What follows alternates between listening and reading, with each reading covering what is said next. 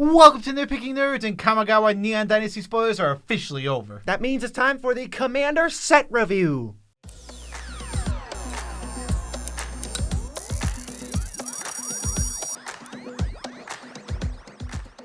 I'm your host, Joe Cherries. I'm your host, Beezy, and that makes us the Nitpicking Nerds. If you want to support the channel, the best way to do it is through Patreon.com. And if I can sweeten the pot a little bit, I'm going to wish a happy birthday to everyone whose birthday is today. Yes, happy birthday to everybody. And if you want to support us indirectly, because Patreon directly, well, you can use tcgplayer.com. You go to the link in the description below. As long as you've started with it, you get to buy the Magic cards you were going to purchase anyway at the same price you were going to purchase them anyway. But we get a kickback. And that's pretty cool. What else, BZ? DragonShield.com is the best place to buy sleeves or custom sleeves, which you can't really get anywhere else. And if you want to start with our affiliate link, we get a kickback on the order. It's just a win-win. Yeah, you might even say they're the best sleeves in the multiverse. Good sleeves. All right, guys, strap in for a long video. Kamigawa Neon Dynasty 100% spoiled, along with the two Commander decks. That means we're going to take all the Mythics, all the Rares, review all those, and any notable comments and uncomments, we're also going to review those. As you know, we use an F through A system, or I guess an A through F, depending on how you look at it. You could even call it a letter grade system. A letter grade system, whatever you want to call it. But BZ, why don't you go over and explain how those work? All right, so now that Amber's joined us, A's are pretty much staples. You're going to have to work hard not to include them because they're just so good or so easy to include in your deck. B's are like build-arounds. If you work towards it, they could be some of the best cards in your deck. C's are kind of like run-of-the-mill, totally replaceable. We call them the cuttable cards. No deck really needs these cards. They're kind of role players. D's, kind of cards you're looking not to play. Sometimes they have niche synergies, but they're going to be overall pretty bad cards that you work to make just okay in certain decks. And then an F is just, I wouldn't recommend playing this at all. But as Cherries once said, even Fs are still Commander playable. We just wouldn't recommend it. Yeah, on a quick note, Fs are really bad, and often they're not going to make almost any deck. In the Ds, again, we'll suggest not playing them, but they're all Ds through A's are very Commander playable cards in the right deck. You just need much more of a reason to play a D than you do an A. And C's are all, like, I know a lot of people when we give something a C, and they're like, that's a great card. It's like, a C is average. A C is like, I'm not looking to play C's in my deck. Yeah, but it's like, it's average. Those are fine cards. You're probably playing, almost all decks play at least 5 to 6 C's. All right, so we're hopping into it. We're going to start with white. We're going straight in Woolberg order. First card from the set, AO, Sean Kingston. I knew it. The Dawn Sky. 3 white for a legendary creature, Dragon Spirit, 5/4, flying, and vigilance. When it dies, you choose one of these two. Look at the top 7 cards of your library. Put any number of non-land permanent cards with total mana value 4 or less from among them onto the battlefield. Put the rest on the bottom in a random order. Or the other option is to put 2 +1/+1 counters on each permanent you control that's a creature or a vehicle. And before I even tell you what the grade is for this card, just so you know, Neon Dynasty is officially the wordiest set in all of Magic's history. Is it really? Because I thought that about like every other set. This is statistically... They just keep one-upping themselves. The cards have more words than any other set. So wait, and since this is Legendary Creature, the first one, we can mention that we're not grading them as commanders. Every commander is the centerpiece, pretty much, of its own deck. So these are all in the 99. Yep, so in the 99, we gave this a B-. It's a pretty strong beater all by itself. What I really like about this, if it's spot removed, build your board. Give a bunch of +1/+1 counters to your team. Make it bigger and better. If it's a board wipe, rebuild your board quickly with this nice little look at a bunch of cards and put a bunch of small permanents in play. I really think this is just a solid card. It's not broken or busted, but it's going to get the job done in a lot of cases. Add in the sack outlet so you can do it at will. It's that much better. I think it's pretty solid in like your white weenie, maybe a token strategy, something where you can always get a small creature off that top 7 trigger. It's really not anything crazy, but I think it's got some useful applications that you can't necessarily replicate. Yeah, go wide. It's a go wide card. What's the second card, BZ? Oh, we got Banishing / white for a sorcery. Destroy up to 1 target artifact, enchantment, or tapped creature. Then if you control an artifact and enchantment, you make a 2/2 white samurai creature token with vigilance. Now, this kind of looks appealing because it's got the naturalize plus, but it's a sorcery. And this is really not an impressive card. We really are just going to give it an F. Yeah, I would give this an F, but it's because it's a sorcery. Because I think this card, as an instant, is moving up into the C+, B- range. Yep. Well, I don't know about B-. I mean, the 2/2 is really not a lot of anything, and you kind of have to be in a specific deck and have like a little bit of an achievement unlock to have an artifact and enchantment sometimes. I just don't think there's a lot here. It's better than Naturalize if it's an instant, but obviously it's a sorcery, and it's just, I think it's terrible. Well, that's what I'm talking about. Like, so I'm not, like, Return to Nature is, like, the most C-average card. I'm just saying this would be a couple notches better. You adding creature on a card like this is really good. Sorcery is a killer. It's an absolute, like, it goes literally from, we're talking about if it's a C+ or B-. Yeah, this is our hypothetical card that's an instant. Exactly, to an F. This is really an F. I don't want to be touching this card at all. No, I really think you're going to be hurting yourself if you play this one. Unlike some of the others where it's like, yeah, you can play a literal Naturalize in your deck. It's not great, but it'll get the job done. Like, this won't get the job done. Yeah. Next, this is something cool that it looks like they're adapting. It is using a lot of pips. Brilliant Restoration is 3 white, white, white, white for a sorcery. Return all artifacts and enchantment cards from your graveyard to the battlefield. We've seen this effect over and over again, and it doesn't even seem to matter how much it costs as long as it's not 9-10. Yeah. Like, that's when it's getting out of range.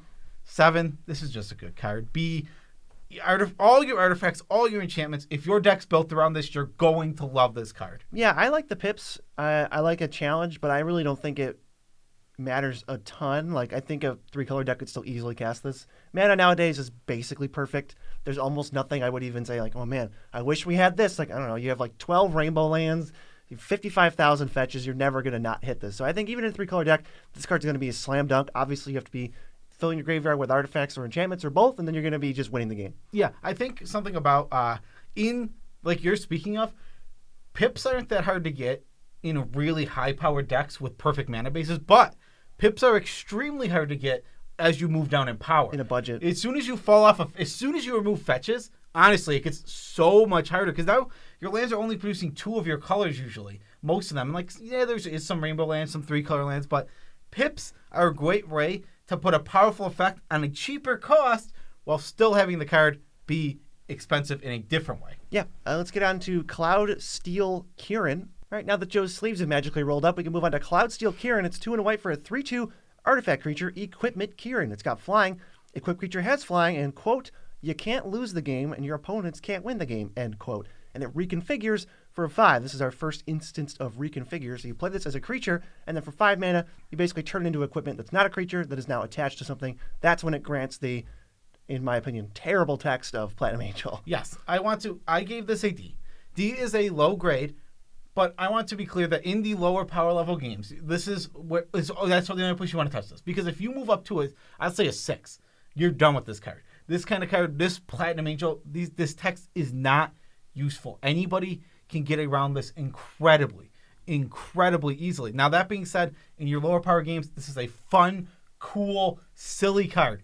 Stay away from it if you're looking for power. My God, I mean, it's a vanilla creature. Yeah. It doesn't do anything. And then you're in an 8 mana investment to now target a creature to put this on. That creature is still not protected against anything. This only gives the text Platinum Angel. I think it's a D-. This card is butts. You know what? That's fair. Because the only reason I don't want to give it an F is because I understand that fun can often take a card from like an unplayable stance to like, hey, still a little better. So D-, it's an awful card. Like for power, this is a piece of crap. Don't play it. I'd say that if your table has a 0% chance of a non-combat victory, this is where it's not an F. Yeah. Okay. So moving on, we have Farewell, a very strong Magic card. 4 white for a sorcery. Choose 1 or more. Exile all artifacts. Exile all creatures. Exile all enchantments. Exile all graveyards. This card is simply an A. It is. Honestly, there are still decks that are going to want Austere Command. This put Austere Command to bed for the most part because some decks might still want Austere Command, but this card is so much better. No, this card put Merciless Eviction to bed. That too. Can we finally stop playing that card? I didn't even think it was good, but now I think this goes in every deck. Merciless Eviction goes in, and you just take out Merciless Eviction. I think Austere Command still has applications. I don't think this is better than Tragic Arrogance or Vanquish the Horde, but this is up there for white board wipes, which is saying something because that doesn't happen every time. Usually you just get 5 mana, some janky play on Day of Judgment. So I'm super happy to have it. I like what it does. I do also enjoy that if you were to read the name and then the artist, it's Farewell, Seb McKinnon. Yep, it certainly or is. Or in Spanish, adios. Adios. Something else about Farewell that I want to mention. This one's so good, it has the potential to be the best board wipe for certain decks. Yeah. If you're in metas with lots of graveyard, you need to be exiling. The fact that after whatever you wipe, even if they have sack outlets, you get to exile graveyards makes this card go from like, it's still really good if it doesn't do that. But it just exiles graveyards afterward. That hurts so many. That can just, graveyard decks can recover so well from any other board wipe all the time, even an exile one. Like Hollow Burial, Terminus, and whatever is exiling creatures. Who cares if I have a Viscerus here? Boop, it's all in the graveyard. But this says, no, bye-bye. Yeah, this isn't the top 3 whiteboard wipes ever. It's really, really, maybe top 4. It's very good. I'll give you top 5. Top 5, top 3, 4, 5. It's regardless. It's an incredible whiteboard wipe. Good to see. A. Next, Invoke Justice. 1 white. Sorcery. Return target permanent card from your graveyard to the battlefield. Then distribute 4 +1/+1 counters among any number of creatures or vehicles you control. This is okay. I mean, it's 5 mana Reanimate. You're going to get back a creature or permanent with higher mana value. And the counters are a nice little gravy on top. I think you want to care about them before you look at this card, but I think it's like a rock solid C. Just so average. Oh, it fits right in the middle there. If you're really building for really high power, you're probably going to avoid this most of the time, but it has some homes. And I do like this card. It's a unique design. Again, the pips. Love the 4 pips. Makes the card a lot harder to cast in your 4 or 5 color decks, but cool card. Cool design, just average though. What we got? Next is Kyodai, Soul of Kamigawa. 3 and a white for a 3/3 flash flying. When enters the battlefield, another target permanent gains indestructible for as long as you control Kyodai. And then you can pay Wooburg, and Kyodai gets +5/+5 until end of turn. Oh, look, it's the obligatory 5-color mono-white commander that has no business being 5 colors. Yeah, this is just a D. D-. I mean, it can protect one creature one time from one spell that specifically destroys. Right, and what are you trying to protect that's not a creature that you desperately need to have indestructible? Yeah. I mean, a 4-mana 3/3 flying is just not even close to where you want to be. Plus, this only goes in 5-color decks. I mean, maybe there's some homes in it. Probably. It's cute with Nevinral's disc, but you still lose Kyodai. Yeah, it's whatever. This card is it's super medium. Yeah. It's a D. Don't look to play it in most nothing decks. special. Let's go to Lightpaw's Emperor's Voice.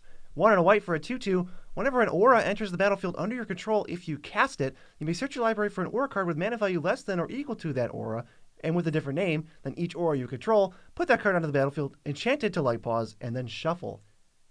This is a surprising text line. If I cast a 3-drop aura, I can go get a 2-drop aura and just put it on Lightpaws. And obviously, none of them are sharing any names. Yeah, and there's a lot of... One thing that's going to be really good about this, obviously he's going to be a great commander by himself, but you're going to put him into your Voltron-y type decks that have a lot of auras in it, and you're shooting up something else, but he gets suited up for free as well. Yeah. And there are lots of auras. Lots and lots of auras that say draw a card when they enter. So Triggering Constellation? Exactly. There's so many different things you can get out of this card. I love it. It's a solid B. Very specific to a type of deck, but once you're in that deck, it's going to be amazing. Slam those auras. Next, we have Lion's Sash. 1 and a white for a 1/1 artifact, creature, equipment, cat. Pay 1, exile target card from a graveyard. If it was a permanent, put a +1/+1 counter on Lion's Sash. Equipped creature gets +1/+1 for each +1/+1 counter on Lion's Sash. Reconfigure for 2. One of the biggest strengths of this card is a lot of people are playing your Stoneforge. That's your Stoneforge packages. You can get it with your Steel Shaper's Gift. Both of those cards, it adds to that package. Now, Stoneforge is already an incredibly strong card where you have where you set up a package. To put Graveyard Hate into that package is that much better. And on top of that, we already know Scavenging Ooze, super solid card. This is basically almost an upgraded Scavenging Ooze, which is great. The only thing you lose is the life gain. Not super relevant to have, but it is super relevant to trigger it. So you're not triggering any life gain. But it does trigger counters more easily because you can take a fetch land out and boom, you get a counter. So this is comparable to that. Plus it's an equipment, so you can suit up a card, make this less susceptible to a board wipe because it's an equipment. I think there's a lot of stuff going on with this card. It's definitely neat. Yeah, I think it's a great design. It's solid graveyard hate.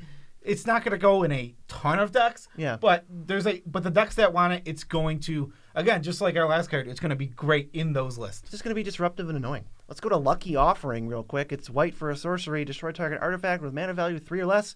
You gain 3 life. All right, this is an F because sorcery, artifact only. Even the mana value 3 or less isn't a defeater for this card, but the sorcery And the fact that I can't hit enchantments is just like, why would I go to this? I have so many better options. Like, even Fragmentize is better than this. Yeah, instant is if we start at instant, this card gets interesting as a potential card that could do something actually good. Well, Natural State is a playable card, I think, especially in the competitive metas, but this is just not that. It's not that. Play that card. Don't play this card. Yeah, exactly. So just avoid Lucky Offering at pretty much all cards. Next is March of Otherworldly Light. X and white for an instant. As an additional cost to cast the spell, you may exile any number of white cards from your hand. The spell costs 2 less to cast for each card exiled this way. Exile target artifact, creature, or enchantment with mana value X or less. This card is bad for Commander. Now, it's either mana disadvantage every single time on what you remove, or on the opposite side, it's card disadvantage. And realistically, white can't afford to be doing either of those reliably. Get Solitude in your deck. Play that card. That card is like none of the things we just said. That card's awesome. But this is like, I'm so not interested. It's kind of right. It's like for other formats. We're just not. It's not for us. Let's go to Norika Yamazaki, the Poet. 2 and a white for a 3/2 Vigilance. Whenever a samurai or warrior you control attacks alone, you can cast an enchantment card from your graveyard this turn. So it's just a nice little clunky kind of send something in the red zone or suicide something away, and all right, you get to cast an enchantment. I don't really see this going anywhere. It does, like, in the enchantment decks, this isn't an enchantment. This doesn't draw you cards. It just says cast them. We can do that a million different ways. We got Replenish. We got the 85 pip white card we just talked about. I don't need this card. It's like a D. You can't get into. You just can't. How is she going to ever attack reliably? How many samurais in your deck? Even regardless, this isn't your commander. Like, yeah, exactly. This isn't your commander. It's just not going to do much. Just D. Keep it out of most lists. Next, the Restoration of Iganjo. Joe's struggling with the Neon Dynasty names. 2 and a white for a saga, and read the saga text is on there, so read it. The first thing that happens, you search your library for a basic playing card, reveal it, put it into your hand, then shuffle. Next, you may discard a card. If you do, you return a permanent with mana value 2 or less from your graveyard to the battlefield. Then 3, you transform it into Architect of Restoration. It's a creature monk. It's an enchantment creature, monk, fox, 3/4. It has vigilance, and whenever it attacks or blocks, you get a 1/1 colorless spirit. You know, it's pretty easy for anyone's eyes to just glaze right on over because, like, I don't care about any of the text except when you realize it goes and gets a land. Then you can discard a card, which can be the land you just got, and get the land back. So this is kind of like, what's the Search for Tomorrow? But it's white, and it gives you some other stuff, like who cares what else it is? It's other text on the card, which is just gravy. Well, I mean, the fact that it's ramp early or in the later game, you don't have to necessarily be ramping. You can throw away a land. Get back a Skull Clamp. There's lots of great permanents that cost 2 or less. Just look. If you just go search on Scryfall, put it in EDH record, and you'd be like, you were right, Nitpicking Nerds. There's a lot of those. 10,000 permanents with mana cost 2 or less. Yeah, so this is just a C. It's an average card. It's never going to really make its way outside of, like, white and Boros. Yeah. It's really just stuck in those colors and probably mostly just amount of white card, but it's pretty okay. Just keep an eye out because it is white ramp and it doesn't suck. It doesn't say you have to have 100 less lands than somebody. All right, next we got Spirited Companion. It's 1 and a white for a 1/1 enchantment creature dog. ETD, draw a card. This is super, super easy.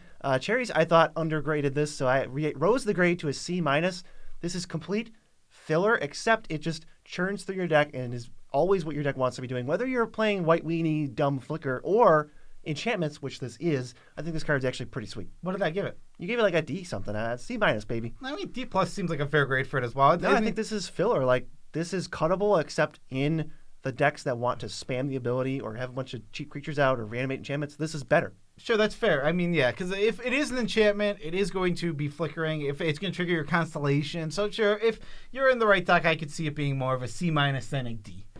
Next, we have a piece of poop. It is Touch the Spirit Realm, 2 and a white for an enchantment. When it enters the battlefield, exile up to 1 target artifact or creature until it leaves the battlefield. Banishing Light. Yikes. And then you can pay 1 in the white to channel, which means you discard it to get an ability, which is flickering something. Exile it, then return it to the battlefield at the beginning of the next end step. Banishing Light is awful. It's terrible. Like, it's not even a removal. It's not even a passable removal spell because we have main board artifact enchantment all over the place. Your Banishing Lights are not staying in play.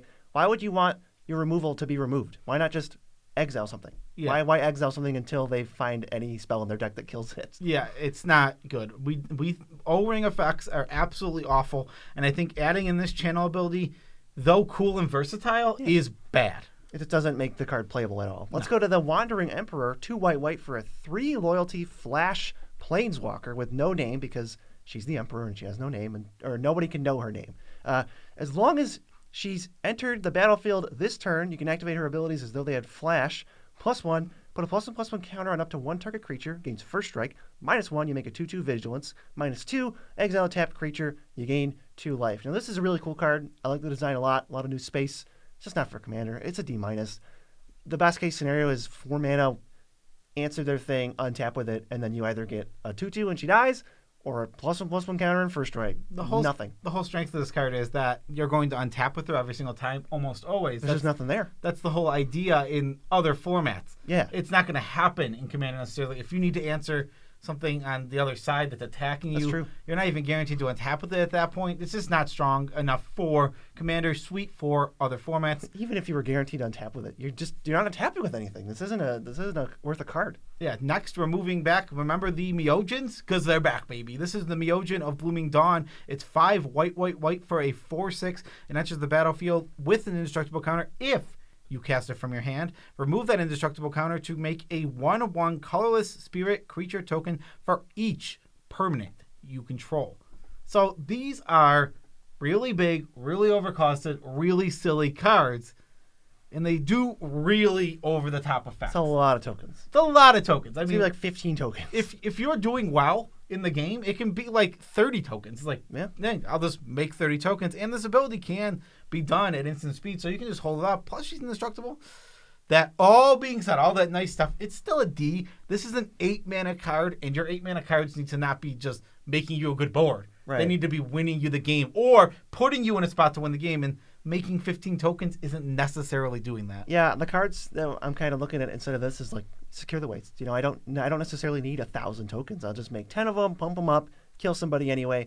This card's fine. I think it has homes. It's just not a go-to win condition. Yeah, not at all. I think, but you definitely can put it in a deck and not hate it. All right, this is probably my favorite card from the Commander product. It's Yoshimaru, Ever Faithful, the goodest boy. White mana for a 1/1. Whenever another legendary permanent enters the battlefield under your control, you put a +1/+1 counter on him, and he has partner, which means he can be your commander as long as you have another, an owner, I guess, a faithful companion. Now, I saw this grade, and I was like, why would we give this an F? Joe Terrace, what are you doing? Oh, yeah, it's in the 99. This card sucks in 99. Don't ever play it. There's like one deck ever, the Legends deck, and this isn't even good. But it's got an asterisk. Obviously, this is meant to be your commander only. So, as a commander, I think this card's fine. I think there's some cool things you can do with it. Just in the 99, it sucks. Yeah, it's really, really awful in 99. It doesn't do anything at all. But I am excited to build around this. I think I want to make a deck or something.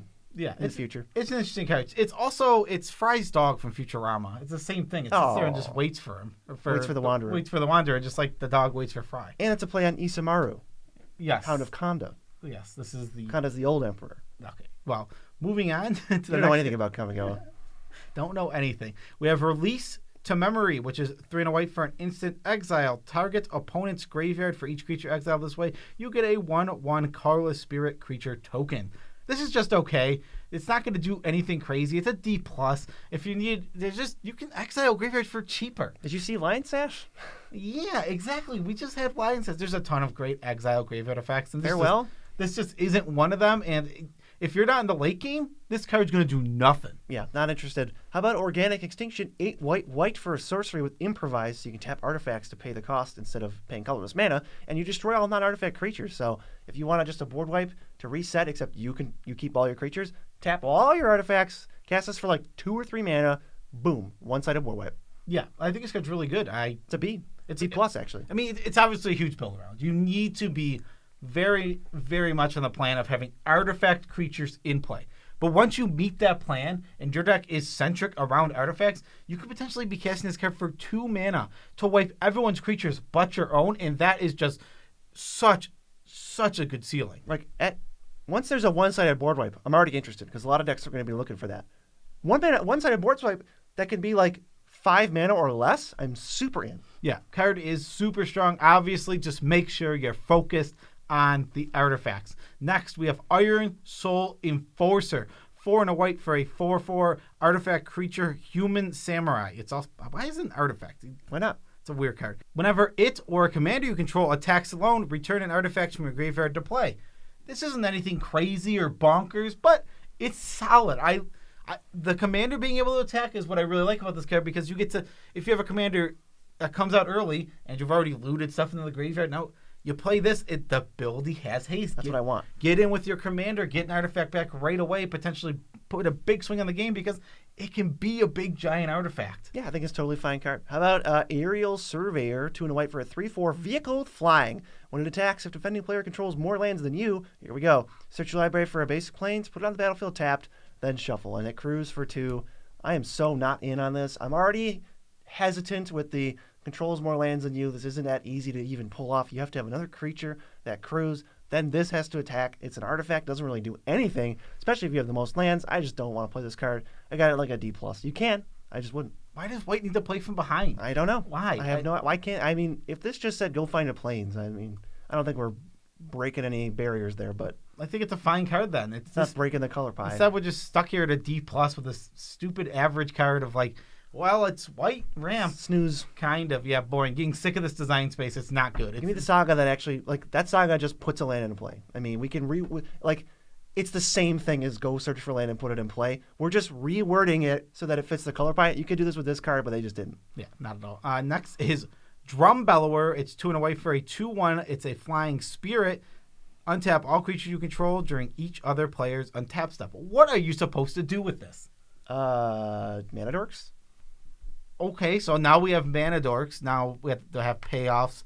I don't think this card does crap. I think this card is honestly, maybe if you super build around it. It's niche. It just doesn't, I don't think it has many homes. I think it's a D. You want to avoid this in almost all cases. Yeah, it's not Seaborn Muse. Seaborn Muse gives you access to all your mana all the time, lets you redo non-land permanents that aren't creatures. This is like, hey, make a bunch of Mana Dorks, and then also you got to still jump through hoops because they don't do anything if they're untapped. You got to cast spells. This next one's cool, but not very good. Swift Reconfiguration. White for a flash enchantment. You enchant a creature or a vehicle. It's a vehicle with crew 5, and it doesn't do anything else. So they have to crew 5 power worth to get their creature back. Why would I do that, though? This is an F. This is just like, there's not any, like, this is cool with Devoted Druid. There's some weird stuff you could probably do with this card. If you're not doing that, this is trash. Don't use it as a removal spell. Yeah, exactly. What is this card trying to do? I don't really know. I don't know what the design is for. I mean, it's like a janky Swords, but maybe they forgot that we have access to Swords and 10 cards like it. Yeah, this is solid F. There's nothing we want with it. We're off of white. It's only been it's a long time. We're moving on to blue, and the first thing we have is Anchor to Reality, which is a cool design, but a bad card. 2 blue for a sorcery as an additional cost to cast this. Sacrifice an artifact or creature. Search your library for an equipment or vehicle. Put it onto the battlefield and shuffle your library. If it has a mana cost less than the sacrifice permanent's mana value. Ugh, such a weird card. Scry 2.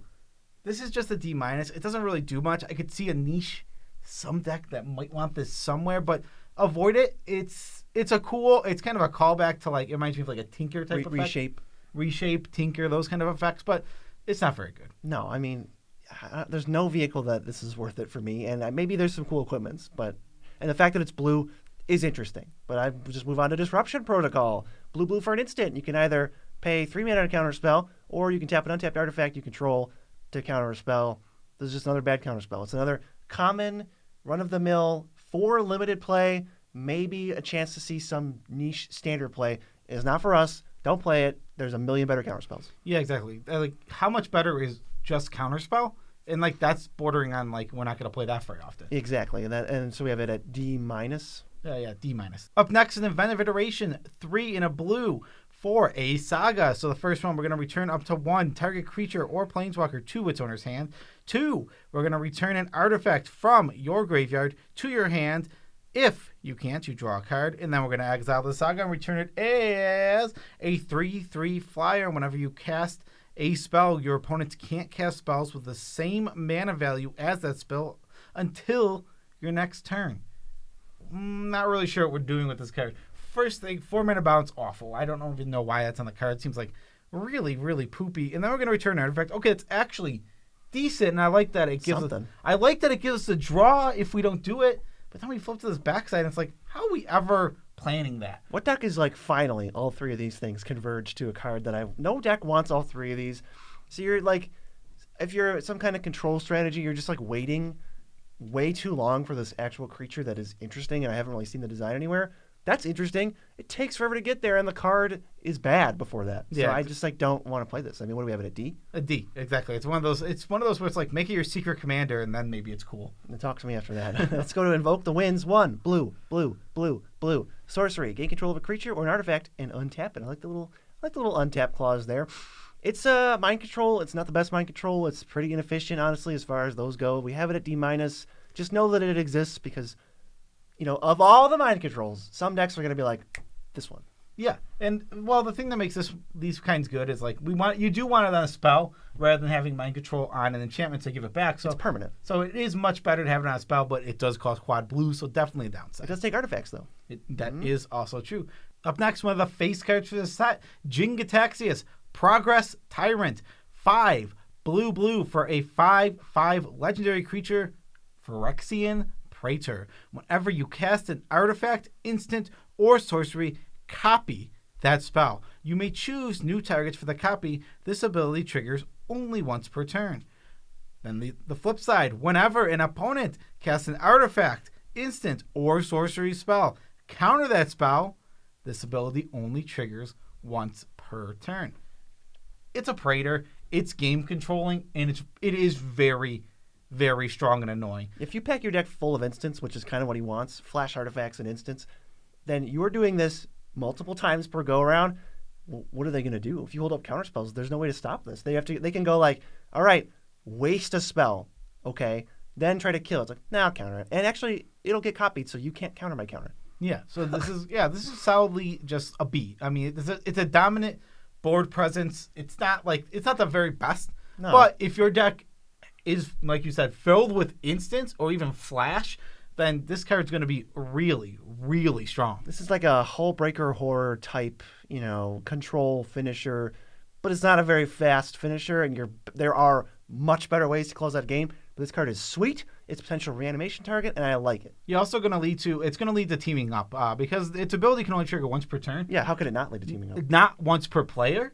So if someone goes, all right, I will cast Damnation. Okay, obviously it's countered. All right, now I can cast my swords to target the Jin-Gitaxias. Okay. It's going to lead to that kind of thing because it's not once per player, it's once per turn. Yeah, hopefully you can get your 7 mana value out of this. Let's go to straight out of Square Enix. It's Kyrie, the Swirling Sky, 4 blue for a 6/6 flyer with Ward 3. When it dies, you choose 1. Return any number of target non-land permanents with total mana value 6 or less to the runner's hands, or you mill 6, then return up to 2 instants and sorceries from your graveyard to your hand. So you're always going to get a 2-for-1 on the last one because supposedly your deck's going to be built around this card. And the first one is like, hey, get some of this pressure off my back. Maybe I'll use it. I like it. It's kind of in the middle average range, like a C-, but I think it's a big, beefy boy. Protection against spot removal a little bit. You're not going to get hosed on mana advantage when they Swords to Plowshare is your thing. And I think it's fine. Yeah, I agree. It's completely fine. And it's a big giant dragon that's flying around this. So it's a good beater. It's a really nice beater. That's all these dragons. I love it. They're nice beaters that die into a good effect. Since when do we like nice beaters? Well, I like a nice beater that has more. Maybe in the mid power level, we like the nice beater. Well, you give me a nice beater is fine. But I go, okay, what else? Exactly. But these have the what else. That's all right. That's what all these have. They have but what else do you do? Obviously, I don't want 6/6 flyer for 6. 6/6 flyer for 6 with some attacks. All right. Let's see if we got something here. I think this amounts to a card, a playable Magic card. Yeah. Next, we have March of Swirling Mist. X in the blue. For an instant, this has the same text as the white one with a discard. I'm not going to read it each time. It's a cycle. Up to X target creatures. Phase out. I think this is a really interesting card that can be used in some good ways.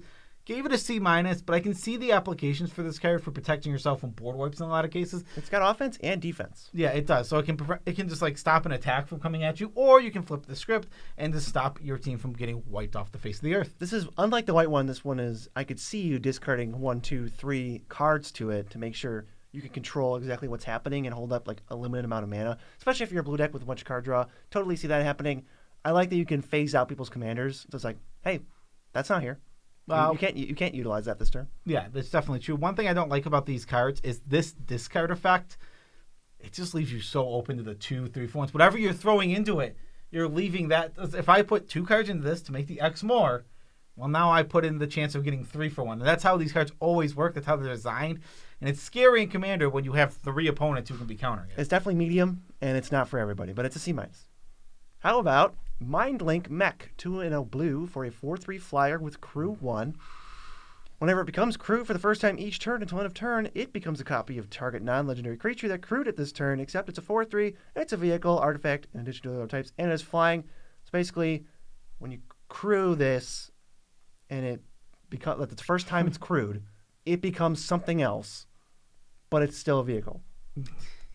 Right? Yeah. Like, okay, this is the 50th millionth clone variant. It's a D.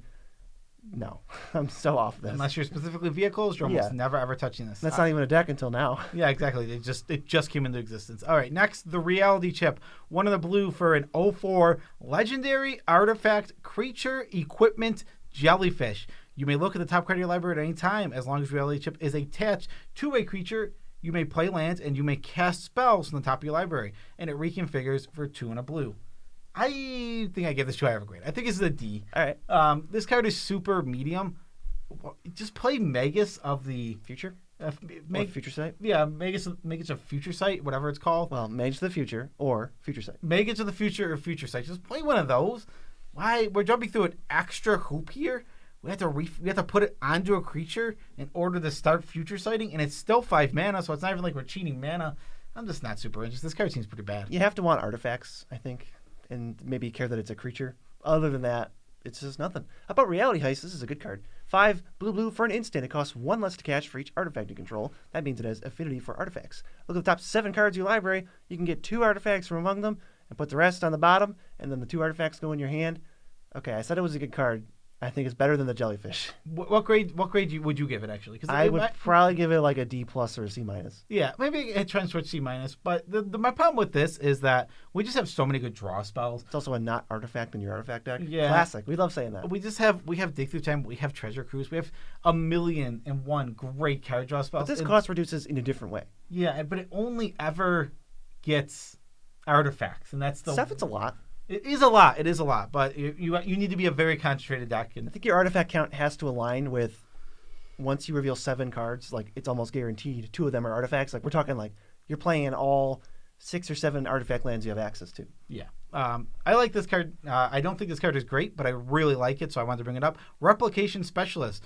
4 in a blue for a 3/4 with flying. Whenever a non-token artifact enters the battlefield under your control, you may pay 1 of the blue. If you do, create a token that's a copy of the artifact. I just thought it was a cool design. That is. It's like a D+. It's nothing crazy. It's not going to blow your socks off. It is super expensive. You have to play the spell, then pay 2 more to get another copy of it. Is it broken? No, but it's a cool design. I think it's unique. It's worth mentioning for sure. Yeah. Some people will be like, oh, that goes in my blank deck. Next, we got Tameshi, Reality Architect. 2 in a blue for a 2/3 legendary Moonfolk Wizard. Whenever 1 or more non-creature permanents are returned to hand, draw a card. Its ability triggers only once each turn because Wizards is lame and hates us. And you can pay X and a white and return a land you control to its owner's hand. Return target artifact or enchantment with mana value X or less from your graveyard to the battlefield. Activate only as a sorcery. So you're paying X and white and you get something X back. This is like a tribute to the old Moonfolk that return lands. Yeah. So what I don't hate about these kind of designs is when they do once per turn on a card, it's to make the either cost less or the ability better. So what you have to do is if you remove the once per turn, this card has to be like nerfed. It has to be the 6 mana 6/6 now. Yeah. Or you have to do the opposite and the ability has to be like draw a card when 2 are bounced to your hand or something. And it's like that. Well, that seems like it kind of sucks. I don't mind once per turn. I think it lets you. It's a cool design space. Yeah, you want to bounce. You can bounce their stuff and draw a card. There's instant speed bounce all over the place, so this can be mitigated. But this isn't your commander, so again, it's kind of just like a C-. If you're in that deck that wants to do either the Moonfolk thing or the Unsummoned thing, this will go in. But it's also blue-white. She works by herself. She does. I love that her ability works with herself. Like that's the whole thing that makes her like actually cool. It's like she still wants artifacts and enchantments. Yeah, she wants a lot of things. She does. She's asking. Very demanding. She's asking a lot of you, but I like that she makes herself draw cards. Yes. How about the next one? It's Tezzeret, Betrayer of Flesh, 2 blue for a 4 loyalty, Planeswalker Tezzeret. The first activated ability of an artifact you activate each turn costs 2 less to activate. +1, draw 2 cards, then discard 2 cards unless you discard an artifact. -2, target artifact becomes an artifact creature. If it isn't a vehicle, it has base power toughness 4/4. -6, you get an emblem with whatever an artifact you control becomes tapped, draw a card. I love it. I want to play it in my Clue deck, and I want to give it a C- instead of a D+. You can give it a C- instead of a D+. Done. The card is exactly the same. It's super medium, and it really doesn't fit in many places. Its minus is a dud, like a total dud. Tezzeret, stop doing this. Someone tell Tezzeret to stop. He just loves animating artifacts. It's never been good. It was good on Disciple Bolas, or not Disciple Bolas, Tezzeret Agent of Bolas. It was good there. He just loves it. Yeah. He loves doing it so much. I mean, the plus is pretty decent, but you're trying to get to the ult. It's tough to get to the ult. I mean, card advantage on the plus is fine. I love that it interacts with exactly clues and I guess blood. Yeah. But it's just this is not anything special. It's another planeswalker that almost nobody's gonna play. I mean, it's just it's the same. It's the formula for a planeswalker. It doesn't even have the minus is a blank instead of remove a creature. This one is it protects itself. Oh boy, plus draw a card, minus protect myself. We've seen this before. But the ultimate is sick. It is really. The ultimate is really cool. Yeah, and it's a cool card, but not a good one. Exactly. Thousand Face Shadow, 1 mana for a 1/1 ninjutsu, 2 blue, flying. When it enters the battlefield, if you did it from your hand, if it's attacking, create a token that's a copy of another target attacking creature. This token enters the battlefield tapped and attacking. So you don't want to play this unless you're ninjutsuing with it and by bouncing it. But when you attack and something's unblocked, you ninjutsu this in for 4 mana, then boom, you get a token that's tapped and attacking of something else. This is a perfect card for a ninja deck and nothing else. It's a D. It's nothing crazy or bonkers. If you're specifically ninjas, though, this goes up to like C+, B-, because it is a 1/1 flyer for 1. It doesn't even have to be a ninja for that to matter. Yeah, exactly. 1/1 flyer for 1. You're playing that in your ninja deck to get the evasive threat down. Flip that. Now you ninjutsu it out, and then you ninjutsu it back in. That's so cool. Card is a really great design. Bad in 90% of decks. Don't touch this if you're not the ninja deck. But if you're the ninja deck, boy, do I love this card. 1000% so specific. Also, a second card that I absolutely love, but isn't good, and I want to find a home for this because this is so cool. It's the Myojin of Cryptic Dreams, legendary creature, spirit, 3/3. It's an 8 mana 3/3. You got that right. It enters with an indestructible counter if you cast it from your hands. Remove that indestructible counter. I love this. Copy target permanent spell you control 3 times. I absolutely love this stupid card. Does it good? Hell no, it kind of stinks. But so I really love it. You have to copy a permanent spell to copy, but it's so cool. I mean, obviously you have to play it for 8 mana, then you have to untap with it, play something else, and then you have to play something else, and then you get to copy 3 times. Unless it gets countered with that ability on this deck, then we don't think about all that. We just don't think about all that. We just play the big cool card. Yikes. I think untapping with this is pretty realistic, though. It's indestructible. Mm-hmm. I think with that amount of protection built in, I would wager a guess you could untap with this. Yeah. BZ really likes this card because there's a bunch of mirrors all being held up, and one of them is smiling. The one on the left is smiling. Yeah, I don't know what's going on. Yeah, all of them look like the same face, except the one on the left who's real happy. Yeah, let's move to Research Thief. He's 4 and a blue for a 3/3 flash, flying. Whenever an artifact creature you control deals combat damage to a player, draw a card, and then there's reminder text. This ability triggers whenever the heck we want, because Wizards loves us. Every time you get to draw a card. So, if you hit one person with 3 artifacts, you draw 3 cards. Yeah, this card's totally fine. I mean, yeah, it's still like a D+. I mean, this card is expensive for its effect, and it only cares specifically about artifacts. So yeah, I'm on C. You would give this a D+, but I'm going to give this a C. I think if you're an artifact deck that wants to beat, I think that's a reasonable archetype to be in. It's not super specific. The fact that it costs more is totally mitigated by the fact that it has flash and you can hold up multiple things instead. I mean, where I'm just seeing is you just have the Bidens of Thassa. I don't need to care about artifacts at all. You have the all those. I mean, Biden is an artifact, so it probably goes in the same deck. But I think this might go in over Coastal Piracy or something because it's an artifact. Yeah, but what percentage of your creatures are artifacts? I don't know. Well, in this deck, a lot. A big number because you're the artifact deck. Yeah, but I guess my thought is I don't know how many decks it is. It's your Brutal Clad deck. That's it. That's the only deck I can think of that actively wants this. Well, there's probably something out there. And so in that vein, I'm going to give it a C because the effect is good. I'm still going to give it a D+. Next, we have Kappa Cannoneer. 5 and a blue for a 4/4 artifact creature Turtle Warrior with Improvise. Ward 4. When an artifact enters the battlefield under your control, put a +1/+1 counter on Kappa Cannoneer, and it can't be blocked this turn. I fell asleep. What does it do? It's in the Johnny's Pride Mate, but it triggers off of artifacts. So it's an F. And yeah, it can make itself unblockable, but yeah, ultimately this is an F. I could now again, we always have to we go to the well of like I could see a deck that is producing artifacts at such a ridiculously high rate. That's the beauty of Commander. That this is going to be a beater, but you're going to avoid this 90% of the time. I do like that it has ward and is unblockable. That pushes it almost to a D-. I mean, maybe it is more of a D- because of that. Maybe, but it is still it's only a beater. We talked about it earlier with the Kierans. Beater and what else? A beater. What else you got me? Oh, nothing. Sometimes that answer is it's a beater and it's going to kill people. This isn't going to kill anybody. This is going to kill people in like 4 or 5, like 6 a million turns. years. Yeah. It's so slow. It starts off as a 4/4. All right. Cyberdrive Awakener, 5 and a blue for a 4/4 flying. Other artifact creatures you control have flying. Whenever it enters the battlefield until end of turn, each non-creature artifact you control becomes an artifact creature with base power and toughness 4/4. Okay. A little bit of an overrun. This is, I think, so much better than that like Rise and Shine card. I don't know. That card was terrible. The one that like makes some creatures forever and they get 4 counters. Who cares about that card? This is better.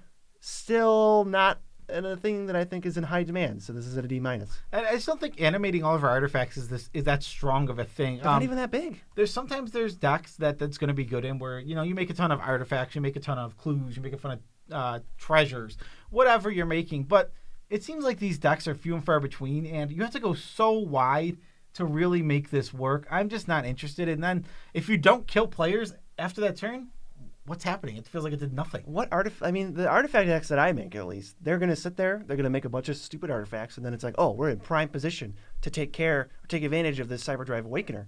Except I'm just going to go, nope, I'll use Urza, tap them all for mana, draw a bunch of cards, and just win the game and run you over with sheer card advantage and stuff happening. I don't need to attack anyone for 16. Up next is Access Denied. 3 blue for an instant counter target spell. Create X 1/1 colorless Thopter artifact creature tokens with flying, where X is that spell's mana value. This is it's a lot to hold up. 5, right? It's 5, yeah. So 5 mana is a lot to hold up, but the reward is pretty good. If you get to counter a 5 or 6 cost spell, you're gonna make a lot of artifacts, and most likely your deck is designed to take advantage of those. I kind of like it better than the Treasure Maker spell swindle. I almost like it a little bit better. It's like comparable to that, and that is not a widely playable card. So this is like a D, but keep it in mind because there's some decks that are just going to be jamming this all day. Yeah, exactly. D, don't put it in most of your decks unless you really, really want those Thopters. You hold up 5 mana, right? They don't play a spell you counter. You're like, oh, shoot, I can't access denied. End step, flash in my 3/3 flyer, attack you with it, draw a card. Got him. Couldn't do that with Coastal Piracy. Yeah, I rest my case. I already beat you because I rest my case. Your deck sounds awful. What did I give that card a C? Okay, well, it's my turn. Imposter Mech, 1 and a blue, and another artifact that I'm going to read, and my eyes are going to glaze over. 3/1, Crew 3. You may have it enter the battlefield as a copy of a creature an opponent controls, except it's a vehicle with Crew 3. Oh, look. All right. You still get ETBs, right? This only copies opponent's creatures. Yeah. What a weird thing. I don't like these kind of effects. I want the effect. I like the opposite side. Right? Well, you can only get yours because I'm playing mine. Yeah, exactly. I'm playing the cards I want to play. I don't want to, I can get something good some of the time. I don't want to rely on my opponents to play good cards. You still get ETB triggers, right? Like if I copy their Grave Titan, I get 2 zombies because it'll still enter. Yeah, it enters as, right? Yeah, it's so weird because it's not a creature when it enters. Yeah, Grave Titan doesn't have to be a creature when it enters to have its awesome ability. Oh, it's so awesome. What a great creature I chose as an example. Up next is Katsumasa the Animator. 2 blue for a 3/3 with flying legendary creature Merfolk Artificer. Pay 2 and a blue until end of turn. Target non-creature artifact you control becomes an artifact creature and gains flying. If it's not a vehicle, it has base power toughness 1/1 until end of turn. At the beginning of your upkeep, put a +1/+1 counter on each of up to 3 target non-creature artifacts. Stop doing this. This is only made to be a commander. This card is nothing by itself. In fact, it's bad. I don't even know where does this go at all? Because stop animating artifacts. Stop it. I'm gonna put a counter on my Soul Ring and a counter on my Mana Crypt. It's like, What are we doing? And what am I treasure? I don't know. Just we'll give it an F and move on. Yeah. It's Universal Surveillance, X, blue, blue, blue for a sorcery. Oh, look, there's another crack at the X, blue, blue, blue, draw 3. Draw X. It is improvised, draw X. So if I tap 3 artifacts and pay X as 3, I've now paid 6 mana total, tapped 3 artifacts, but I draw 6. All these cards are good. I mean, the X, blue, blue, blue. They keep making it enticing enough, and certain decks want different ones. Yeah, the base is good. Like that base is a good start for a draw spell. And now all you have to do is which one do you want for your deck? Well, are you playing heavy artifacts? Because guess what? You want the one with improvise then. Yeah, the sorcery makes is like kind of crappy, but it is mitigated by the fact that I can just tap 3 blue and like 4 dumb clues or something and just draw 4 with a bunch of mana untapped still. I know I don't have to waste my whole turn. Yeah, solid. This is solid B. Improvise makes this card pretty strong. Yeah, I think a B is good. Up next, Biting Palm Ninja. This is a 3/3 for 3 with Ninjutsu for 3, and Biting Palm Ninja enters the battlefield with a menace counter. Whenever it deals combat damage to a player, you may remove a menace counter from it. When you do, that player reveals their hand, and you choose a non-land card from it. Exile that card. This isn't designed for this format. This is just solidly an F. Yeah, I don't want a Thought Season. I don't even get any bonuses from them discarding it because it's exiled, so poop. Yeah, absolutely not made for this format. This one might be, but it's still not very good. Blade of the Oni, 1 and a black for a 3/1 menace, equipment, demon, artifact creature. Equipped creature has base power and toughness 5/5, has Menace, and is a black demon in addition to its other colors and types. And you can reconfigure it for 2 black, black. It just makes something a big demon. And it just, I don't This card sucks. have any interest in this at all. It doesn't even make it a big demon. It makes it a 5/5 with menace. I'm not paying all not that even mana. flying. I'm not paying that mana for that. That card is awful. My God, Get no. out of Boo. here. Yeah, next, a cool card. Dockside Chef. He's cooking food for some spirits. It's black for a 1/2. It's an enchantment creature. Human Citizen. Love that type. 1 in the black, sacrifice an artifact or creature. Draw a card. I'm in. 100%. B-. This card's great. This card is pushed. This card is like really good.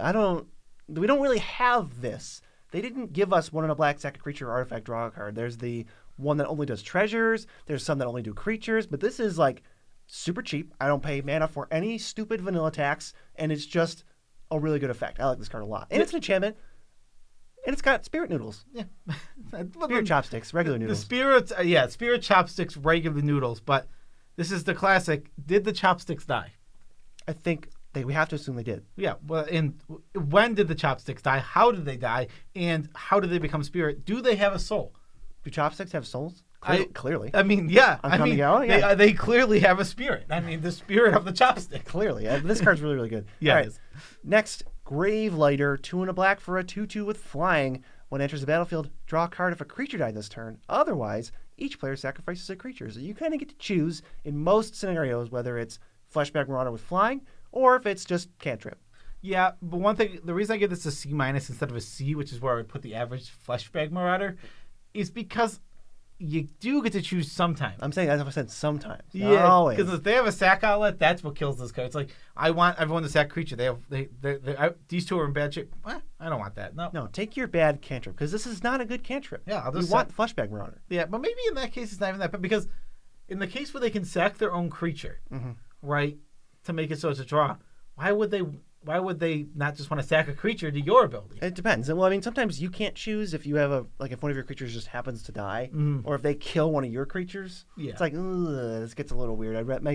I'd rather have all the Fleshback Marauders that just do it no matter what. Yeah, that's like Playcrafter. Yeah, it's a C-. It's a cool card, totally Playable. solid. Yeah. Next is Invoke Despair. 1 black, black, black, black. Sorcery. Target opponent sacrifices a creature. If they can't, they lose 2 life, and you draw a card. Then repeat this process for an enchantment and a planeswalker. F. Stop doing this. Why? This is another one they keep doing. I don't even mind. Lose some life. Here's some choices. This will never be bad for you. Do it again. This card would be fine if it was not target. I don't know if they thought this would be broken in Commander. It would be a fine card. Each player sacrifices a creature, sacrifices a planeswalker, and sacrifices an enchantment. And anytime they can't, they lose 2 life and you draw a card. That sounds like a solid card if it's doing it to everybody. They couldn't give us the each opponent. One player, it's an F. I don't even come. I think this card is so butts when it only hits one player. I'm in for it. Like, I think I'd be talking C++. This card could be good if it hit all my opponents. We might try playing it. It only hits one. Why am I making cooler hypothetical cards? Get good, Wizards. They got this right. I think they got the choice ability repeated right one time, and it was Torment of Hailfire. And it's only because I think you just replicated so many times that there is no choice. Yeah, so they basically can't tackle this at all. Completely. They can't get this down. Junji, the Midnight Sky. 3 black for a 5/5 flying with menace. When it dies, you choose one. Each opponent discards 2 cards and loses 2 life. Or you reanimate a non-dragon creature from a graveyard onto the battlefield under your control and you lose 2 life. So you get the best thing that's dead, that isn't a dragon, into play. Or you get a 6-for-1 and they all lose 2. Yeah, this card's solid. This is my favorite one so far. Yeah, I said C++, but I think I'm leaning more towards B. I'll give you a B-. Yeah, B-. This card's just a very strong card. Again, I really like the thing I love about these dragons is we do get a big body they're always flying because these are all dragons. They're gonna get in the red zone and you don't want to kill them. And as long as you holding a sack outlet makes it so they can't be exiled. Yeah. You get a good effect off of all of these cards. These cards are good. I think this one is comparable to Kakusho. I don't actually know which one is better. 5 life is fine. The 15 or the gaining 15 and the losing 5 is fine. Doesn't impact the board. Doesn't win you the game unless you're doing some combo thing where you get it a bunch of times anyway. And these triggers just seem better than that to me. I don't know where you stand on that, but I don't think Kakusho is very good in general. I think it's fine, but this seems like comparable.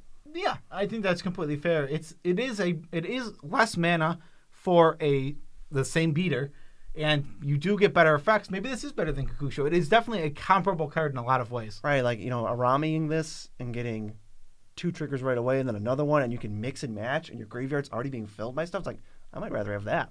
Yeah, I mean both, or have both. Yeah, both are very strong. Next, we have March of Wretched Sorrows, X in the black for an instant. It's got the discard text from the other Marches, and it deals X damage to target creature or planeswalker, and you gain X life. F. Not made for Commander. Absolutely terrible. Not even close to wanting to play this. Mediocre 1-for-1. All right, mediocre is way too nice to this card. This card sucks. Crappy. I don't know why I keep getting these stupid vehicles, because I don't think any of them are that interesting. 1 in a black for a 4/3. This is Mukotai Soul Ripper. When it attacks, you may sacrifice another artifact or creature. If you do, it gets a +1/+1 counter, and it gains menace until end of turn, and it crews for 2. And in no universe is this a commander playable card, so we're giving it an F, and moving on to the next thing. And I hope I don't get any more vehicles. Yes, it's Nashi, Moon Sage's Scion, 1 black for a 3/2 legendary creature, Rat Ninja. It has ninjutsu for 3 in a black. Whenever Nashi Moon Sage deals combat damage to a player, exile the top card of each player's library. Until end of turn, you may play one of those. If you do, you play life equal to its mana cost rather than paying its mana cost. This card's really cool, and I think it has some home somewhere. But the trouble with this, what decks are like getting creatures through consistently enough to ninjutsu? It's just not. It's the ninjas deck, right? The ninjas deck loves this, and then you fall off as soon as you leave the ninjas deck. There's no guarantee you hit a banger. There's no guarantee the banger even does anything. It's like, I'll get your big vanilla creature that has synergy for your deck, but not mine. Pay a bunch of life for it. I don't know. This is not. I mean, some people have compared this to similar effects. Just because it says pay life to cast a spell for free doesn't mean it's good. No, yeah, I don't think his card's very good. I think it's really cool. Great design. Great commander. Yeah. Definitely be a great commander. Get your... Well, except it's got ninjutsu and not commander ninjutsu. Oh, no. Bad commander, then. Mm-hmm. I mean, you can still cast it. I'm just saying, it's awkward. It is really awkward, yeah. I think people are going to get confused because the first time they did it, it's like, yeah, it's commander ninjutsu. And now it's like, that's not a thing because that ability sucks. Yeah, commander ninjutsu is a They screwed it up. Yeah, they screwed it up big time. Really crappy. All right, this card is like, I think it's going to be the soapboxiest card in the set for us. It's Soul Transfer. 1 black for a sorcery. You choose one. If you control an artifact and an enchantment as you cast it, you can choose both. Exile target creature or planeswalker, and return target creature or planeswalker card from your graveyard to your hand. So if you cast this and have an artifact and have an enchantment and have a creature or planeswalker in your graveyard, you get a 2-for-1 at sorcery speed for 3 mana. Oh my god, I think this card is so bad. So bad.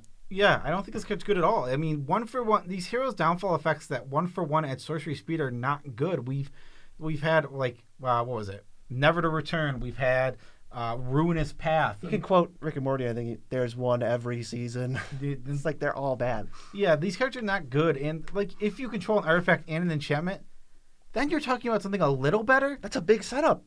I mean, if that's a huge step. What I meant to say was, if this just did both, Right? If it just always did both. we're talking about like a D plus. We're talking about an okay card that's maybe okay in some specific list. This isn't that. This is much worse. This is a D minus. I would almost never, ever touch this card in a million years. Hero's Downfall is better than this card.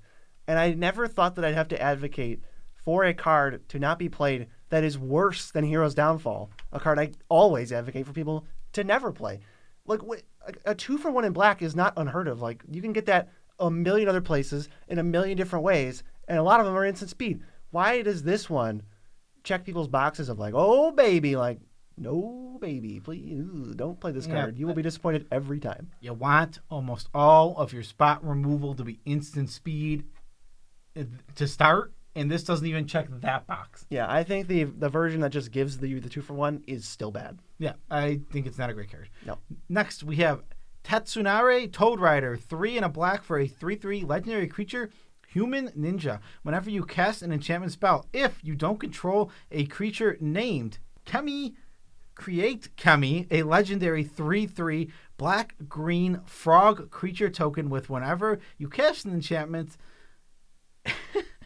each opponent loses 1 life and you gain 1 life. This card has so much text on it. For so little reward. Oh my god. It's 2 3/3s and you can drain them a little bit. Yeah, then But you're the enchantment deck. you play 1 in a Simic hybrid, and the frog and the rider both can't be blocked except for a creature with flying and reach. Thankfully, this now redeemed itself by being Sultai, and you can play actual other enchantments in it. But this isn't your commander, so I don't know what you're doing. But this is not a very good card. I mean, it's what, a D minus? D? Oh, it's type of frog you control. It can ride other frogs. Any frog. It can ride, Any frog. It can ride Spore Frog into battle. Hey, and then fog itself. So yeah, this isn't very good. Let's move to Tribute to Hirobi. It's a saga. This is the first saga I get because Joe gets all the sagas. 1 and a black. 1 and 2 are both. Each opponent creates a 1/1 black rat rogue creature token. So you're giving out 6 rats. It transforms into Echo of Death's Wail, which is a flying haste 3/3. When it enters the battlefield, you gain control of all rat tokens, and when it attacks, you can sacrifice another creature. If you do, you draw a card. Now this is a really weird one. I was like, why would I want to give out 6 rat tokens? What the heck? And then it's like, well, I get all the rat tokens, but then there's an even bigger wrinkle of, well, yeah, you're giving out rat tokens, but what if they use them or sacrifice them or run them into each other? Then you still end up with a slow 3/3 flying haste that can draw cards with other creatures. There's like a lot going on. Yeah, I'm not a big fan of this card. Honestly, I think that you're almost never going to get rats.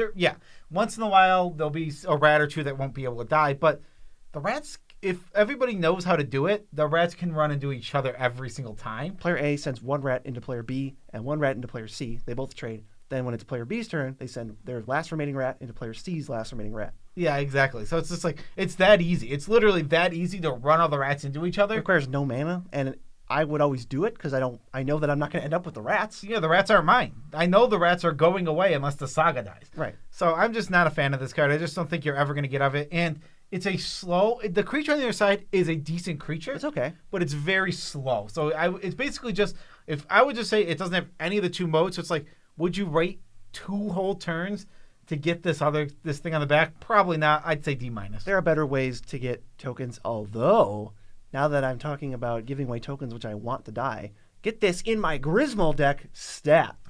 Let's go. Yeah, okay, I like that. It works really well in the Grismal deck. It also works randomly really well with the cat that cares if an opponent's rat dies. Yeah. And also it works well with like ensnaring bridge stuff where if you say the rats can't attack. Because that stupid cat puts a counter on all your creatures when a rat dies. So like if you're giving away the rats, oh, you're in for that. You're also a black deck, so I don't know what. You're like Nethroi Abzan cats? Yeah, we're Abzan cats. Come on, let's get in. Let's get in. All right, that was a long one. Neogen of Grid Betrayal. What do you got? It is 5 black for a 5/2 legendary creature spirit. If you cast from hand, enters with an indestructible counter. Remove the indestructible counter. Put onto the battlefield under your control all creatures in all graveyards that were put there from anywhere this turn. Oh, that's cool. That's a good one. It's cool. I think it's bad. I don't know. It's like if you just untap and mill people or wipe the board, you just get them all. I mean, you have to play an 8-drop untap, which is a given pretty much. But then it's like, Could you just play Living Death? Yeah.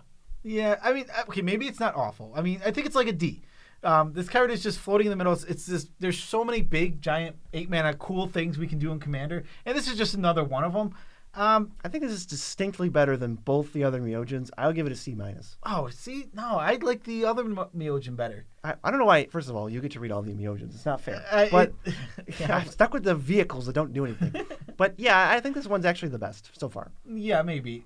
You might be right. It might be the very best Myojin we have so far. But on the same note, what I do like about it is the power of going, you get around the table. It can survive. It's got indestructible. Wipe the board yourself with a damnation. That's what I'm saying, yeah. And then you can build your own Rise of the Dark Realms. Yeah, so it's a kind of a cool, it's definitely a cool card, but it is an 8-mana thing that you have to untap with. Yeah, I mean, you can also just like traumatize somebody and then go, all right, let's get them all back, please. Yeah, I mean, the card is definitely very cool. I'm still going to stick in D, maybe D+. It's all graveyards, right? So you can discard cards too and sacrifice your own stuff. I'm a fan. Let's go to Ruthless Technomancer, which just makes me think of the DJ. That's the other Technomancer. 3 and a black for a 2/4 human wizard. When it enters the battlefield, you may sacrifice another creature you control. If you do, create a number of treasure tokens equal to that creature's power. And you can pay 2 and a black to sacrifice X artifacts to return target creature card with power X or less from your graveyard to the battlefield. X can't be 0. I'm liking what I'm seeing here because that's an instant speed ability. You sacrifice something right away. You get a bunch of treasures. I'm pretty in for this card. It's like a rock solid C. Yeah, I like that it reverse engineers it. You can sacrifice the creature to make it, then you can sacrifice all the treasures back into this, get the creature back if you wanted to. Right. It sacrifices another creature, right? I kind of want to like make a copy of this and see what I can do with it, and then maybe start like looping the real one. I don't know. I'm sure with clones you can start looping and There's something going on there. Yeah, because with the clones they have like 0 power in your graveyard, so you don't have to sacrifice any extra treasures. So you just have to sacrifice 1 to get it back. Interesting. There's something there. Find it and tell us about Figure it out.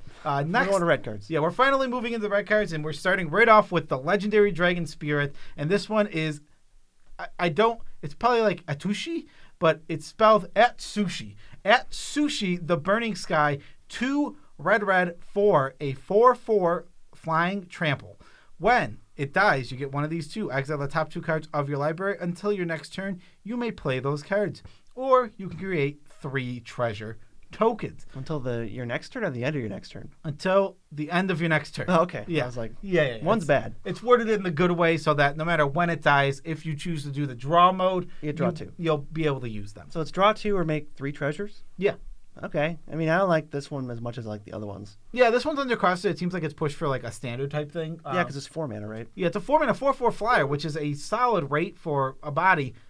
I think this card is okay. I think this card is just okay. It's pretty good, and it does fit in certain decks, like a C+. Yeah. But if in the Ur Dragon, where this stupid card costs 3 mana, it's insane. Moving it from this card from 4 to 3 mana pushes it from like it's a good card to like, holy crap, if this costs 1 red every single time, that card's bonkers. I'm also thinking of like this going infinite with something, because if I'm thinking like Goldspan Dragon or a way to double the treasures, now this is making more treasures than it is worth. And if you can keep getting it back, you just get infinite stuff. So there's something there, because there aren't really creatures that die into treasure tokens. That's why Pitiless Plunder is so good. Yeah, that's true. Maybe there aren't that many. Yeah, this guy does die. That's interesting. I never really thought about it. It doesn't exile itself, so keep that in mind. And we'll move to Explosive Singularity, 8 red for a sorcery that deals 10 damage to any target, but as an additional cost to cast it, you can tap any number of creatures, and it costs 1 less for each one you tap this way. So you tap 8 creatures, red, deal 10 to somebody. I thought of Zafai Thunder Conductor, who's like, all right, 10 more at random. Here we go. Yeah, this card's just a D-. You're not going to want it in almost any deck. I think I just found the only one. But there is the examples like the Zafais. You also want to have a lot of creatures, right? That's what's weird about it, is like, I want to be able to cast a spell, but also I want to have lots of creatures on the board, but also I need to care about this 10 cost spell. Spellslingers can do it. You got your Young Peasies and your Murmuring Mystics and all that stuff. So I don't know. This one's pretty cool because it's so easy to copy. It's only 2 mana. You can just go like, all right, twin cast it, reverberate it twice, like, let's go. Yeah, maybe this is a card that I'm underestimating. D- for now. I think it looks like it's still not very good. It's super niche. Yeah, but I think it could be good. Yeah. Okay. So moving on, we have Fable of the Mirror Breaker, one of my favorite cards from this set. Very cool. D+, not very good. The first one is create a 2/2 goblin, and whenever it attacks, you get a treasure token. The second one is you may discard up to 2 cards. If you do, you draw that many cards. And the last one is to flip it over into the Reflection of Kiki Jiki, which is an enchantment creature, Goblin Shaman.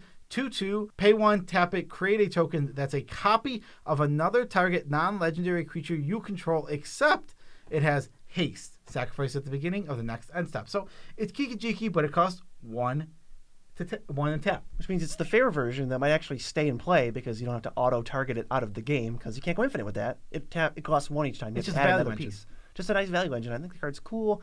It's just not very good. Yeah, it's not that's a bad card, but it's a very, very slow card, and I do like it. One thing I think is decent about this card is the 2/2 Goblin that just makes treasures. That's just a weird card, and it's a nice little attacker. If you can sneak it through once or twice, it's going to make up a lot of mana quick. It's weird that it makes a creature and then like most of the sagas, they are the creature eventually. But this one just like gives you another one. Yeah, I don't get it. This is a really, really strange thing. I think the whole idea is that's the thing you want to copy that's first. the thing you can copy with Kiki-Jiki on the back. Sure. Let's go to Goro, Disciple of Ryusei. Did someone tell him that Ryusei is not around? 1 and a red for a 2/2, Legend Gabo Samurai, red. Creatures you control gain haste since 1 of turn. That's the banger ability. Or 3 red, create a 5/5 Dragon Spirit, creature token with flying. Activate only if you control an attacking modified creature. So you got to be attacking, so you can't make dragons that can attack. This is like pretty lackluster. I think the only thing that's worth it is it's a goblin, and you can pay red to give all your creatures haste, and the rest is flavor text. Yeah, and this card is fine. It's not like it's bad. I think it's a D. I like a D+. Maybe a D+. Just for the haste thing. Yeah, the haste is good. The Kenrith ability. It's definitely a strong haste ability, but I'm just not excited about it. I don't know what deck I'm playing this in. Goblins. Oh, sure. I mean, and the modified, I don't care.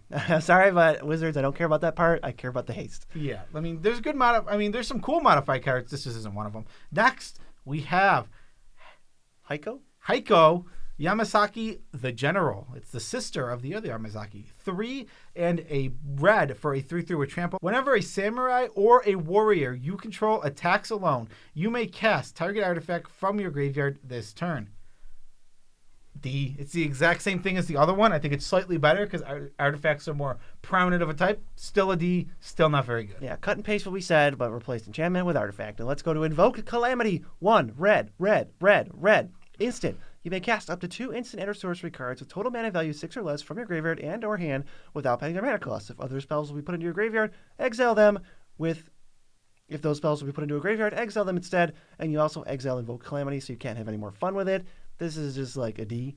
I don't think it's worth the setup. I don't know why we're doing it, but it's here. So some deck somewhere go crazy. This is not a generally good commander card.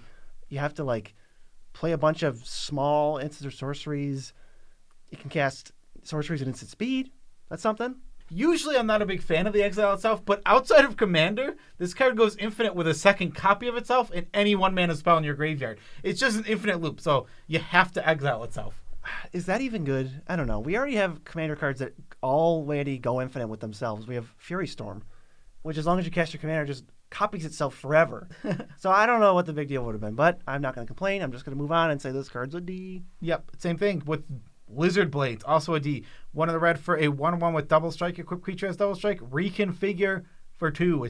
This is just another reconfigure card. Better than Fire Shrieker? Not made for this format, really. It's fine. It's just, if you want double strike and potentially a creature, yeah, I could see something going on. It's still a D, though. It's a D. I mean, this could also go in a nice, like, Stone Forge package. Right, but it's just nothing special. It's my March of Reckless Joy. X and red, it's got the additional casting modifier, and you're going to exile the top X cards in your library, and you can play up to 2 of those cards until end of your neck. Are you kidding me? All that work I did, and I can only play 2 of them. I mean, I kind of understand, so you can't exile your whole hand and, like, Wheel of Fortune yourself. That being said, card kind of stinks, right? I mean... Yeah, I actually thought, I didn't realize you can only play 2 of them. I gave it a good grade, and thinking that you could... No. Nope. So we're just going to go ahead and say it's a D. A D-. It's not very good. Only being able to play 2 of them makes it so, what are you even doing special with this card? All right. I mean, I guess it's comparable to like a divination at instant speed, where you're like, all right, end of turn, X3, get my best 2, cast them. I'll give it a D+ or a C-. Pick your favorite. Sure. D+. It's still pretty niche. Next, we have Ogre Head Helm. 1 of the red for a 2/2 artifact creature, equipment Ogre. Equipped creature gets +2/+2. Whenever it or equipped creature deals combat damage to a player, you may sacrifice it. If you do, discard your hand, then draw 3. F. 3. F. This card is awful. You have to jump through all these hoops, and after you've jumped through all these hoops, you discard your hand and draw 3. That's not very good. A lot of these augmenty, like equipment cards, they don't really translate into Commander as well. There's some kind of thing that happens where maybe just the design space they were aiming for doesn't mesh super well with Commander for some of this stuff, and that's totally okay. But guess what? We're still going to give these cards bad grades. Yeah, this is an F. So let's just move on to the next one. All right, now that Amber's back, we can go to Scrap Welder, 2 and a red for a 3/3 Goblin Artificer. Tap, sacrifice an artifact with mana value X, return target artifact card with mana value less than X from your graveyard to the battlefield. It gains haste. This is kind of like a Goblin Welder, right? Yeah, it doesn't let you cheat mana though. So that's the whole key on why this isn't like insane or anything is that you can't cheat the mana, but it's still a good card. It's pretty strong. I mean, you're kind of cheating mana. You're just going to put something stupid in the graveyard or something you want there, and then get an ETB or something kind of trigger that you get value out of. Like, yeah, you can do, like, if you do Spine of Isha, you get that, you destroy something, you sack it, get back something cool, nice and big back, and then put the Spine back in your hands. That's a sweet card. I think it's a C+. Yeah, solid C+. Obviously, your deck has to be super built around artifacts, but other than that, it's just a good card. Who we got? Next, a card I really like, Thundering Raiju. 2 red for a legendary creature spirit with haste. It's a 3/3, and whenever it attacks, put a +1/+1 counter on target creature you control. Then Thundering Raiju. Then Thundering Raiju deals X damage to each opponent, where X is the number of modified creatures you control other than Thundering Raiju. Triggers on attacks. It triggers on attacks, but if you got like 7 dudes, that's 21 damage total, right? It also has haste. Right, so you get to do it right away, and it's only 4 mana. I mean, I saw this card too, and I was like, dang, this is pushed. I think it's like a C-C. Yeah, but it has the right words on it. Yeah, for sure. So what I like about this card a lot is if you're playing a counters deck where you have a bunch of all your creatures are going to have counters on them anyway. Now this thing comes down and it just throws out a ton of damage based on how many creatures have counters on it. Plus, it's doing it itself. It's putting counters on other creatures for you. It's modifying them for you. It's enabling itself. I like this card. Yeah, C+ was fine with me. How about Collision of Realms, 6 and a red? Oh, God. Each player shuffles all creatures they own into their library. Each player who shuffled a non-token creature into that library this way, sorry, Ember, this reveals a card from the top of their library until they reveal a creature card, then puts them onto the battlefield and the rest on the bottom. And then it's kind of a pseudo board wipe where now everybody gets 1 random creature from their deck as long as they put a creature in the beginning. What the heck is going on here? Is this card okay? It's just overcosted. I mean, it's not like it's awful. The effect is fine, and this is if we were cheaper on this seems like it's a card that could cost. If this cost 2 red, I wouldn't be like, I'd be like, oh, that's a strong board, or 3 red. Be like, oh, it's a strong, cool board wipe that they. Yeah, 7's just a little chunky. Exactly, it just costs too much. So instead, we're just gonna go with AD for it. Yeah, just like with Chaos Warp, you could still get burned. And it's like, oh, that creature was better than everything I shuffled away. Next is. I am so bad at pronunciation. I apologize to anyone I am offending. Kamainu Battle Armor, 2 in a red for a 2/2. It has Menace. Equipped creature has +2/+2 and Menace. Whenever it or the equipped creature deals combat damage to a player, gold all creatures that player controls. I think this is an F. I don't think this card is good at all, and it is in the Commander product. Sorry, this card sucks. What about the GOAT deck? It's 3 mana guy. 3 mana 2/2 at Menace. That's not a very good card. And getting through is, doable, but it's after turns 3, 4, 5 when the board's actually, realistic, that 2/2's never getting through. I want to give it a D-. I think it's the GOAT deck, it's probably fine, and the rest of it, it's like, just don't play it. So head scratcher. So I'm just saying, you can't sneak through that 2/2 after a couple turns. Right, but you can put it on a creature you can sneak through. It costs 4 mana. Now you spent 7 mana to try and sneak through something. That's all. I think his card is solidly enough. Don't touch it. I'm going to say it's a D-. Don't touch it unless your commander is Maraschiello, Breaker of the Coil. All right, let's go to Kami of Celebration, if I can read it over Amber's goofy head. 4 and a red for a 3/3 spirit. Whenever a modified creature you control attacks, exile the top card of your library. You may play that card this turn. Can we somehow shorten that whole spiel? But I don't know how. Whenever you cast a spell from exile, put a +1/+1 counter on target creature you control. So it fuels itself as soon as you start doing it with 1 modified guy. Well, now you get more modified guys and you do it more. Yeah, I think this card's really cool, and I think it's going to fit in a lot of +1/+1 counters decks. I'm liking these red counters cards. I am too. I mean, I'm extra loving it because I'm literally playing a Helana Elena deck. Elena deck. So, I mean, red counters cards are perfect. I think this card is great. It's card advantage. Again, it's going to help fuel itself. I really love that these cards just fuel themselves in the end. This one doesn't do it right away. You got to get through, with your regular modified creatures. And then after that, it's like, all right, now I'll help you do it with other creatures. I really like this card. C. So it's average, but it's good. Somebody explain what this card is supposed to be, because I don't understand. Smoke Spirit's Aid is X in a red for a sorcery. Each of up to X target creatures. No, sorry. It's worded worse than that. For each of up to X target creatures, create a red aura enchantment token named Smoke Blessing attached to that creature. Those tokens have enchant creature, and when enchanted creature dies, it deals 1 damage to its controller, and you create a treasure token. Somebody explain this stupid card to me. So you pay X, let's just say 10 creatures, put this stupid aura on 10 creatures. Now they all die, they all deal 1 damage, and you get 10 treasures. Wait, if I enchant my creatures, I take a damage when they die? Yep. What? I don't want to do that. Well, this card doesn't even make any sense. Well, I get it. You modify it. It's like modify X creatures, and you get a treasure because the order has to do something. Well, why am I taking a damage? I don't want to take damage. I think this card just stinks. It's stinky. I think it's real stinky. I think it's enough. I don't think you want to play this card absolutely anywhere. It's really weird. I don't get it. I'm not a big fan. Here's another decent Magic card. Aki Battle Squad. 5 and a red for a 6/6. Whenever one or more modified creatures you control attack, untap all modified creatures you control. After this combat phase, there's an additional combat phase, but it only triggers once per turn. So all it cares is you have one modified dude, and then as long as that attacks, all your modified dudes get another combat step. So obviously you want more than one, but one still gives you a free extra combat. Yeah, I like this card. It's pretty solid to see. I mean, we're not doing anything crazy or broken here. You're only getting 1 extra combat. It's only for your modified creatures. But yeah, extra combats are pretty powerful overall, so I'm in for this card. I mean, if your creatures have vigilance and they are not modified, they still get an extra attack. That is also true. I didn't even think about that. Next, we have Unquenchable Fury, which is 2 and a red for an enchant creature. An enchant creature has, whenever it attacks, it deals X damage to that player that is attacked to defending player, where X the number of cards in their hand. And then when it dies, it goes back to your hand. So, weirdly, it's obviously it's for modifying. But now your creature has a weird ability that when it attacks, it fireballs them for their hand. Yeah. It's a weird card. I like that it goes back to your hand. Like a Rancor text, but it's not very good.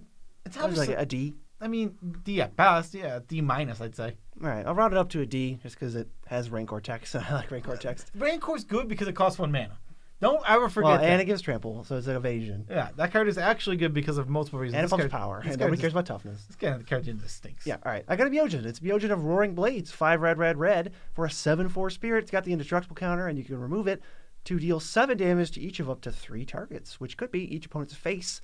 This one still distinctly worse than the black one. I think it's probably just a D again.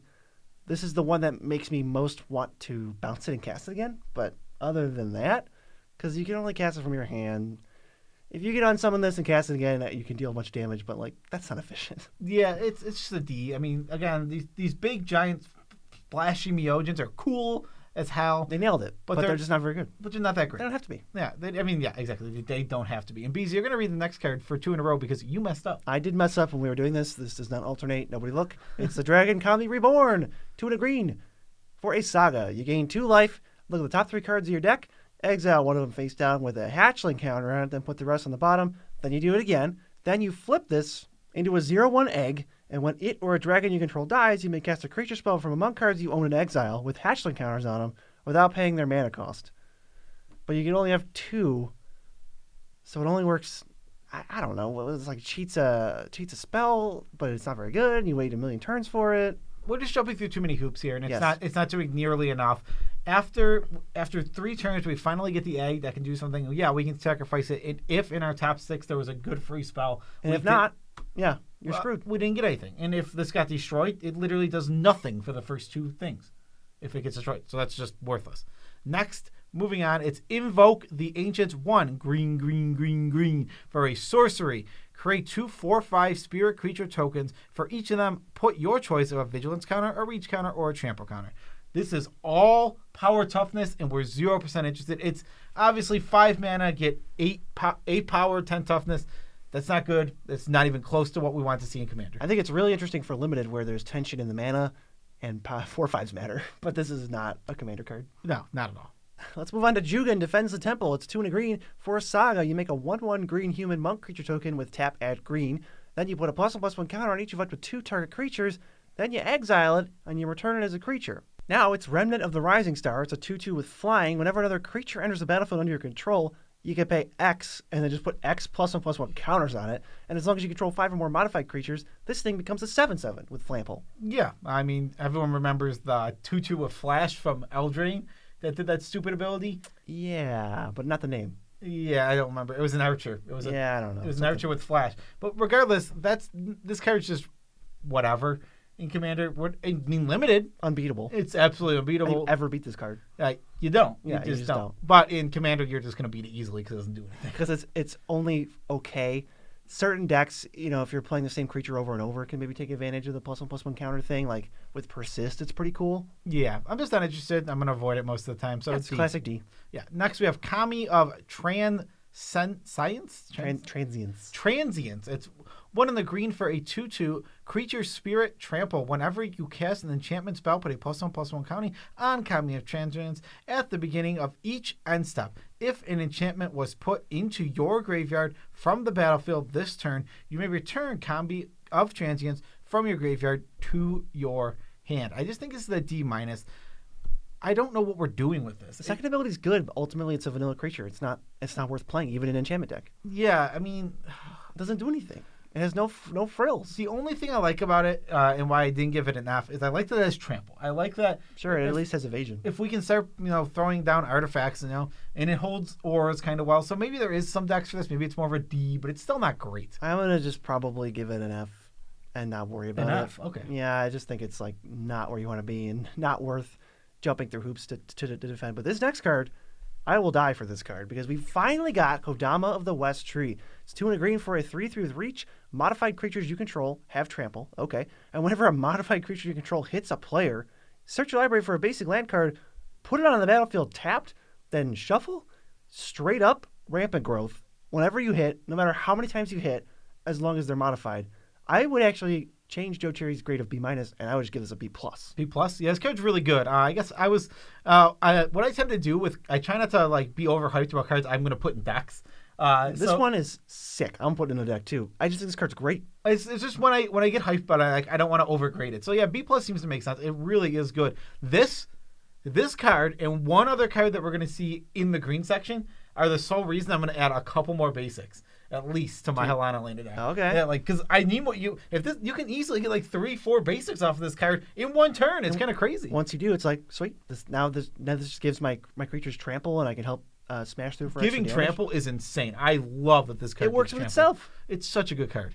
Up next, we got Kura, the Boundless Sky, 3 green for a 4/4 flying death touch. It's obviously the legendary creature Spirit Dragon. And when it dies, you pick one of these. Search your library for up to 3 land cards, not basics, any lands. Reveal them, put them into your hand, then shuffle, or create XX green Spirit creature token where X is the number of lands you control.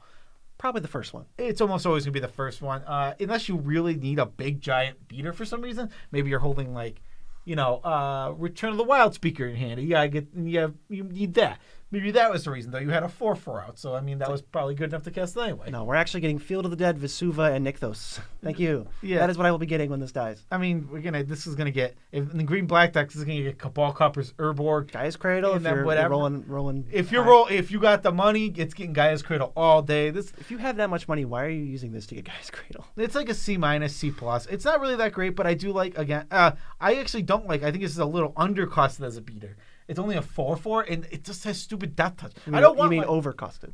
Yeah, it's a little overcosted. I don't want my stupid 4/4 flyer to have death touch. Give my 4/4 flyer anything else, not death touch. Trample.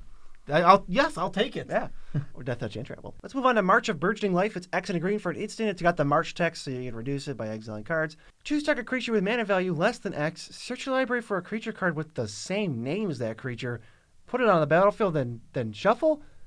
If you're not playing the Spy Kit deck, don't play this card. It's enough. F. Absolutely 100% F. It almost does nothing. But Spike It deck, get in there. Moving on, we got Shigeki Jukai Visionary. 1 and a green for a 1/3 legendary enchantment creature snake druid. Pay 1 in the green, tap them, and return them to your hand. Look at the top 4 cards of your library. Put a land from among them onto the battlefield tapped, and put the rest into your graveyard. Then he has channel for XX green. You discard him, and you return X target non-legendary cards from your graveyard to your hand. This is so much work. What a weird card. You got to pay basically 4 mana every turn to like rampant growth. Because you want to return it and then just play it. At least you can hit non-basics, but it's only the top 4, so there's definitely a chance of whiff sometimes. Yeah, I don't know what you're supposed to do with this. I feel like it's just a D.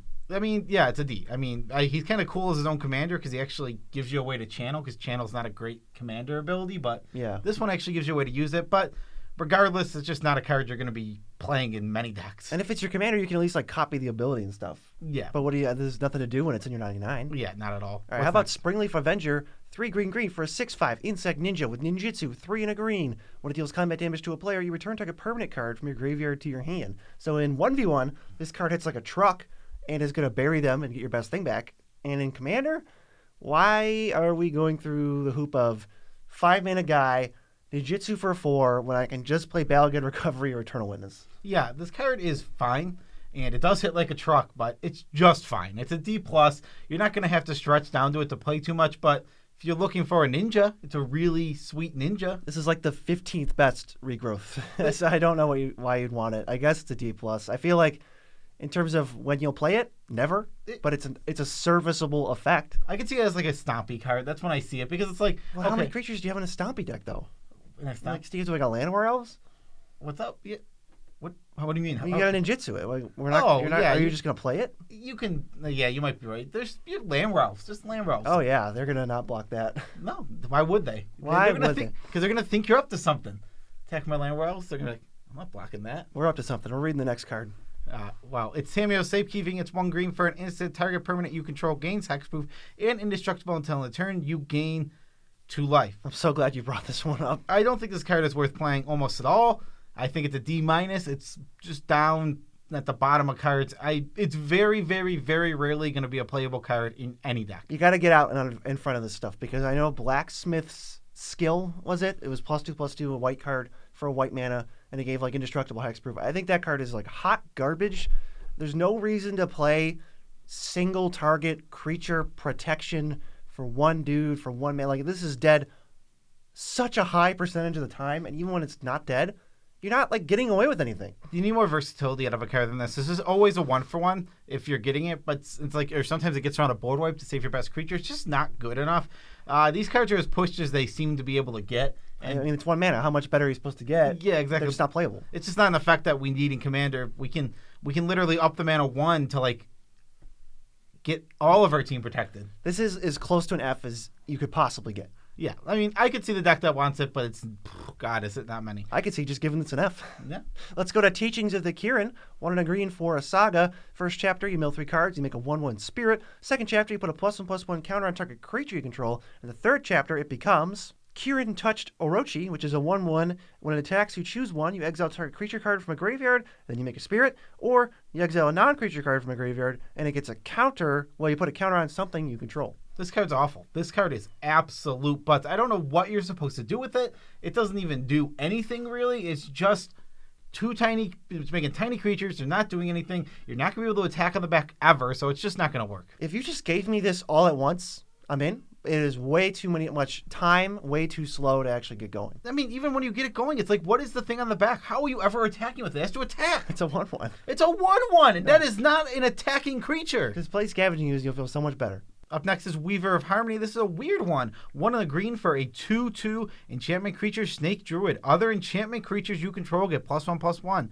Pay a green, tap, copy target activated or triggered ability you control from an enchantment source. You may choose new targets for the copy. I'm thinking like an Enchantress trigger where you draw a card, right? Yeah, but even it's still such a weird card. It copies Saga stuff, but there's not many good Saga things to copy. I mean, this is an okay card. I feel like there's not support for it.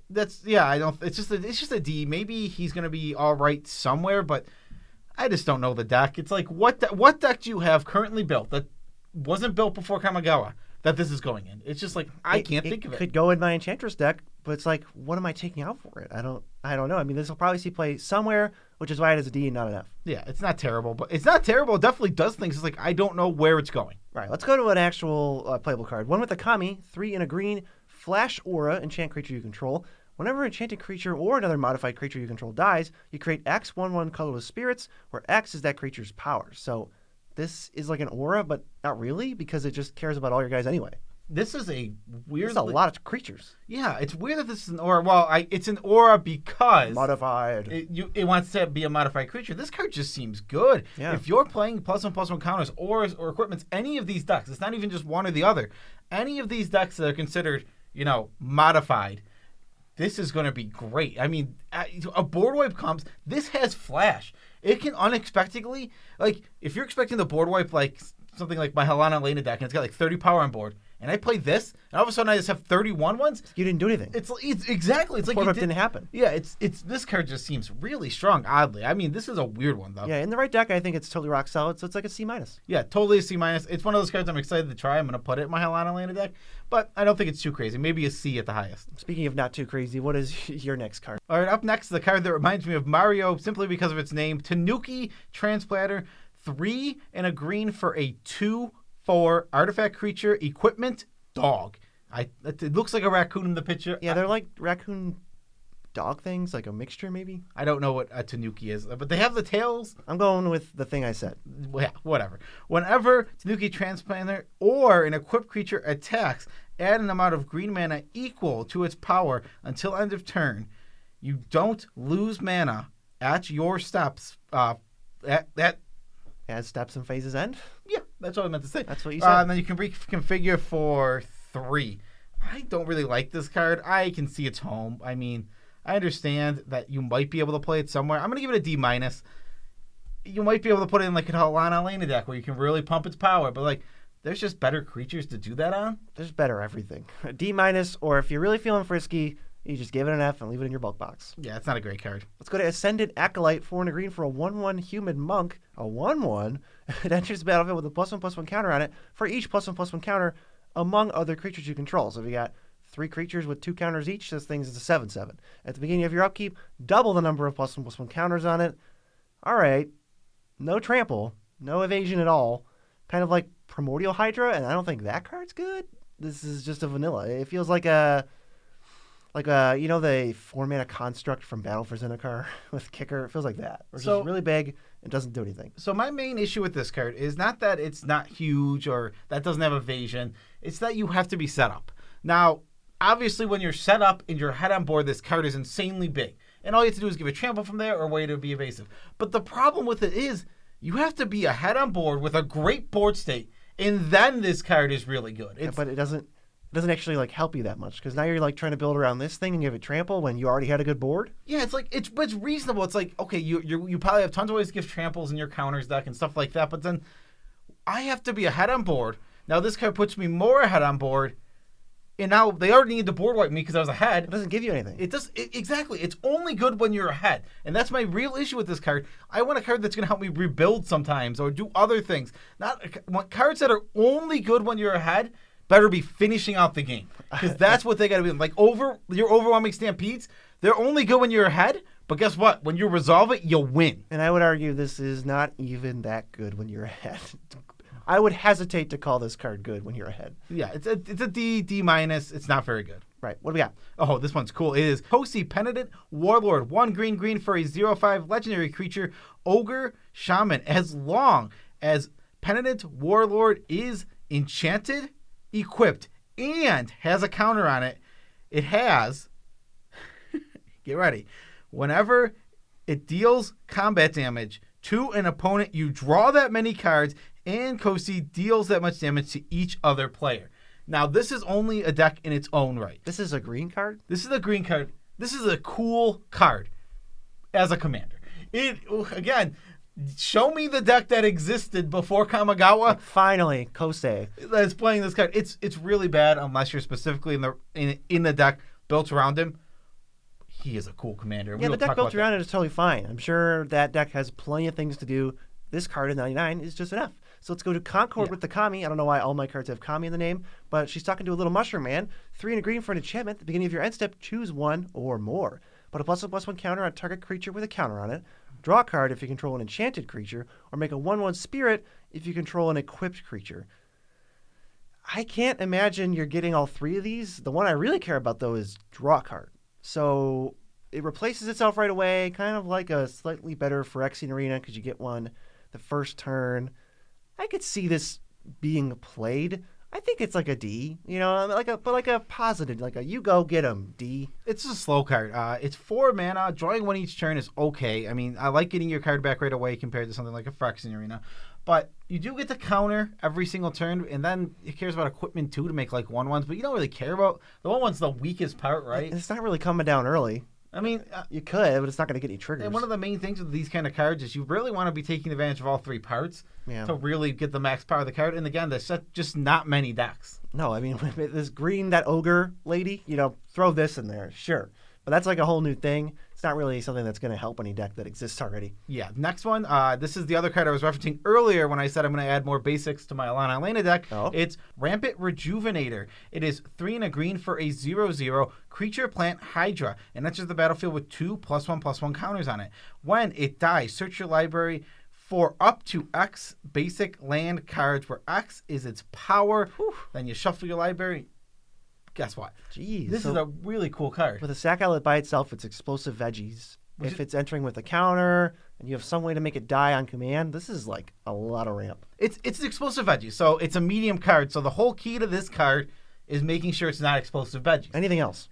So all you have to do is anyway, if you're augmenting counters, you're using a bunch of things. If you just play like I can't think of the name of the card, 1 mana enchantment that makes extra counters. Hardened Scales. Hardened Scales. All you have to do is have a Hardened Scales out. It's a 3/3. And this card's great. Like, now you're not talking about Rampant Growth. Rampant Growth that gets 3 lands for 4 mana. That card's bonkers. It doesn't exist, which is good. It means you're way ahead of curve. They haven't even made that card. Yeah, I really like this card, and honestly, I think you can really get out of control with it. Key to a card like this is to really take advantage of it. You're going to need really heavy basic land count because you want to go crazy. You want to hit the 5, 6, 7. But if there's only 4 or 5 basics in your whole deck, well, it's just not going to work out that well. Is this a plant? It is a plant Hydra. So this is like the best Phylath card in the world? Phylath? That deck already wants to max out on basics, and every land puts 4 counters on this thing, and then this thing dies and you get that many more landfall triggers? I guess so, yeah. This is the Phylath card. I want to almost... It's weird because it's really, really good, but this is one of those cards that... A very unique set of cards that can never transcend and make it into the most competitive decks because those decks, A, don't want to ramp at 4 and don't have basic lands. This is like a really weird card, like tops out at casual. Yeah, it's a C+, B- range where it's like you can go crazy with it and it's going to be really fun and silly and good, but exactly like you said, it can't go too far because, again, it's 4 mana ramp. Right, and it's basics. It's only basics, yeah. So let's get to Silk Guard is the next card.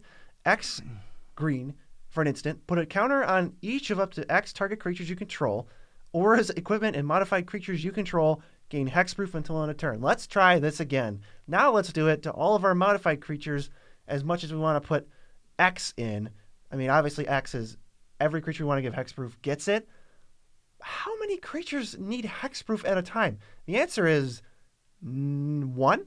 Why would... Does this card give it indestructible? No. Oh, I'm sorry. It just gives hexproof. Yeah, I mean, you had it at a D-. I'm going to go ahead and downgrade that for you to an F. What do I need my creatures to have hexproof one time for? An enchantment or something that gives hexproof or shroud across the board. Now that's annoying because they can't ever target it. But this is just like, oh, you're gonna blow up my best creature? Well, I'll put counters on all my guys. Yeah, I completely don't see what you're supposed to be doing with this card at all. Just get it out of my sights. Give it an F. I get what you're supposed to do. I don't want to do it. I'm not interested. It's not worth it. Next we have... This one's sweet. I love that the first name... Go! Shintai of Life's Origin. 3 and a green for a legendary enchantment creature Shrine. It's a 3/4. Pay Wooburg and tap it. Return target enchantment card from your graveyard to the battlefield. When go. Or another non-token creature. Just go? Go. You just called it go. You didn't even say shouldn't I? No. You just said go. Just go. Or another non-token shrine enters the battlefield under your control. Create a 1/1 colorless shrine enchantment creature token. Right. So one thing to note, shrine is not a creature type. What creature type is this? It doesn't have a creature type. Really? Mm-hmm. That is so weird. As far as I know, it does not have a creature type. I guess that's about as confusing as giving it spirit but not putting it on the card. But so, yeah, that makes more sense, I guess. These don't have creature types. Shrines are not changelings. Changelings are not shrines. But this is the Shrine Commander. Except, wait a minute, we just said we weren't talking about it as commanders. So this is the Shrine Commander backup commander. Yeah, I like it. If you have some, the reason I give this a D and not like a D- or an F is because if you're playing some sort of Wooburg enchantments deck, this card's actively going to be good in that deck. I mean, Wooburg to return your best enchantment from your graveyard to your battlefield is going to be something super annoying that people are going to want to answer. You don't have to care about shrines at all. Yeah, exactly. So it does stuff. Let's go to my next Myojin. This is of Towering Might, 5 green for an 8/8. It's indestructible, but you can remove the counter to distribute 8 +1/+1 counters among any number of target creatures you control. They gain trample until end of turn. It's like it counts itself too, and this is an 8/8, so you're going to make this a 9/9 with trample the next turn. It's like a really bad overrun. I mean, it's like a D-, just because I could do so much better for so much cheaper, not only monetarily, but mana-wise too. Yeah, this card's just not super interesting. I don't know. I don't know what deck really wants this. I mean, it's got to be a modified deck. It's got to care about counters, and even then, it's like, wow, what are we doing here? Like, obviously, with like hardened scales, you can make the thing a little crazy. Branching Evolution too. Yeah, but it's like it's 8 mana. This is 8 mana, and granted, this is the only one that's body is actually any sort of decent because all the other ones are like 3/3.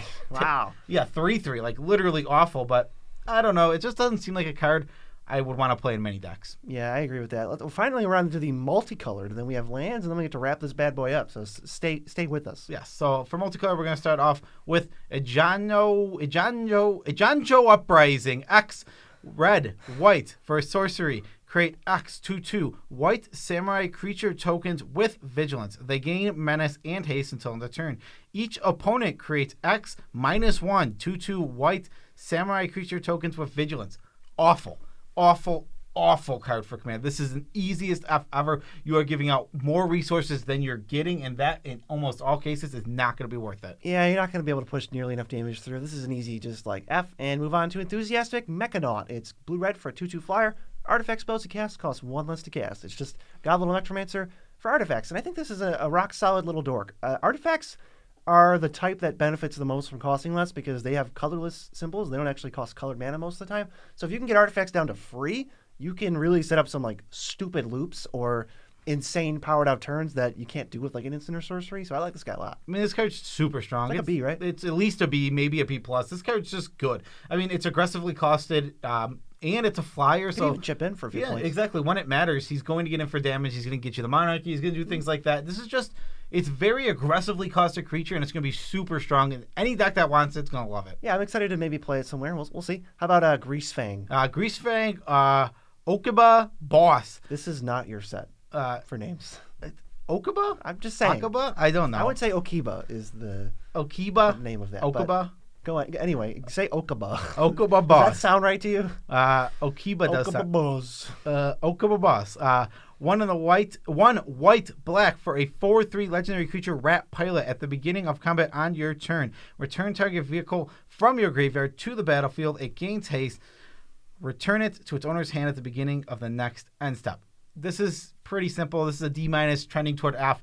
There's, again, what deck in existence wants to play this? It's none. Is the cool commander? Yeah, but we can probably just move on. What are you supposed to do with this in Commander other than play it as your commander? I will happily move on to Hidetsugu Consumes All. We got 1 black, red for another saga that I'm not ready to read the backside of. Destroy each non-land permanent with mana value 1 or less. Exile all graveyards then you flip it into... Turns into Vessel of the All-Consuming. It's a 3/3 trample. When it deals combat damage, put a +1/+1 counter on it. When it deals damage to a player, if it has dealt 10 or more damage to that player this turn, they lose. This is like really interesting. First I read it and I was like, destroy something with mana value 1 or less. Like, it's actually destroy everything with mana value 1 or less. So like, Mostly Mana Dorks, Soul Ring, Utopia Sprawls randomly gets sniped, and every token goes away too. Yeah, this is a card I think can be very good in a higher power meta. Yeah. Where things cost a lot less. And Where Mana Crypt is running around. And Mana Crypts are running around. There's lots of Mana Vault, Mystic Remora. Yeah, there's just lots more things in the higher power, and this card can be super strong. Exile all graveyards is a relevant ability also. Yeah. I don't know what you're going to do with the backside. It's kind of just there. It's a free thing. It's a free An thing. extra little dude. It's gonna, and it is a 3-shot kill. If someone's not putting up blockers, If they fell asleep, if they keep F6ing through their turn, they fell asleep, you can kill them. well, yeah, but maybe they're just playing like a combo deck. Wow, they suck. Well, you blew up all their stuff. You blew up all their rock. They You had blew up. every permanent in their deck was. They went all out and they put out like 4 rocks, and they were really ready to like untap and have a great turn. But you blew them all up. They get a card every turn, and they have a commander. Yeah, it doesn't matter. So I don't know what's happening, but anyway, You destroyed them. We killed them with it, and that's all still good enough for a C. I mean, it's a pretty medium card. Next is, I don't know why we have 2 Hitasugus in the set, but we have 2 Hitasugus in the set. And this one is Devouring Chaos, 3 and a black for a legendary creature, Ogre Demon, 4/4. Pay a black, sacrifice a creature, scry 2. All right. 2 and a red, tap, exile the top card of your library. You may play that card this turn. When you exile a non-land card this way, Hitotsuku Devouring Chaos deals damage equal to the exile card's mana value to any target. So when you cast it, it deals damage to its mana value. Yeah, this is just like a D+. It's not crazy. It's not insane. I think it's an okay sack outlet. It feels like it just goes in like a Prosper deck and nowhere else. Like, where else are you putting this? Oh, let me tell you right now. Vile Smasher Elegeth, baby. Oh. Sacrifice a creature, draw 2 cards. And it has Scry. You're right. I didn't think about Vile Smasher Elegeth. It does fit perfectly. Check yourself. Into that. Let's go to Hinara, Dawn, Crowned. 1 and a Jeskai. I thought they were going to do a cycle, but they just didn't. It's a 4/4 flying trample. Spells you cast cost 1 less for each target, and spells your opponents cast cost 1 more for each target. So it just kind of screws with their removal a little bit. And then for you, any X spell, like a Biforce or a Heliod's Intervention, just the X is 0, because every target is free. And you just blow up everything you don't control like that. Yeah. Jeez. It's just, this card is cool in design, but again, this isn't the place to talk about it because it's only going to be good as your commander. You have to build around this card. You have to have cards that work with it. Let's give it a D-, but say this deck is looking strong. Yeah. That deck looks real good. Yeah. We'll get back to that on next Monday, I believe. When we do... we got to rank every commander. I was like, what are we going to do? We got to rank every commander, and this is a commander. This next card is my favorite art from this deck because it's completely ridiculous. Invigorating Hot Springs. It's got a little monkey in a hot tub. What else could you want? 1 red-green for an enchantment. It enters the battlefield with 4 +1/+1 counters on it. And then modify creatures you control have haste. Remove a +1/+1 counter from Invigorating Hot Spring. Put a +1/+1 counter on target creature you control. Activates the ability only as a sorcery and only once each turn. So you can play it early or you can play it late, and it's still going to dish out a little bit of haste. Yeah, it's always going to be able to give haste. It only can give up to 4 creatures haste. Well, it's not true. It can only give out 4 counters that potentially give haste, but any creature that comes down with counters or that you're putting counters on will also now have haste. This card is pretty solid. I really like it. It's a C+. It makes sure you have the right deck for it. If you care about +1/+1 counters, given haste, this has some homes. Wizards loves riffing on Yavimaya, Fires of Yavimaya. They're really a big fans of powering down that card. This card's cooler. I like this more than just keep doing it. Fires of Yavimaya. What about Rhythm of the Wild? I like that more than Ribbon. Well, yeah, they're both interesting. I think they're both better than Yavimaya. Fires of Yavimaya. It's close. I think Rhythm of the Wild is 100% better. I'm going to say it's 100% close and move on to Ishin. 2 heavens as 1. Mardu for a 3/4. If a creature attacking causes a triggered ability of a permanent you control to trigger, that ability triggers an additional time. Again, not really sure what we're supposed to do with this in the 99, but I like the ability. Yeah, I have it on Icewind Dale. His main thing is that he's Mardu. So if you have a Mardu commander with an attack trigger, I can see this working in that deck, but that is very, very specific. Alicia comes to mind. Yeah, exactly. That's the exact kind of thing you need for this card to work. It's just Kalia. It's just this really strange card that does fit somewhere. It's just you got to find the home. And Kalia and Alicia, that's already 2 of the most popular commanders out there. Yeah, this card does have a pretty strong ability. Yeah, so we had like D. I'll say D+. Yeah, D+ is completely fair for it. Next, we have Jukaya Naturalist. What would you call it? It's Jukai. Jukai? What's wrong with Jukaya? You just added an extra I. Yeah, an Or extra A. extra A. Jukai Naturalist. It is a green and a white for a 2/2 enchantment creature. It's got lifelink. It's a human monk. And enchantment spells you cast cost 1 less to cast. See, great card. Great card. I don't even know how great it is. I haven't been super stoked about the enchantments costing 1 less. That's like the type you care about the least to reduce. I mean, it's fine.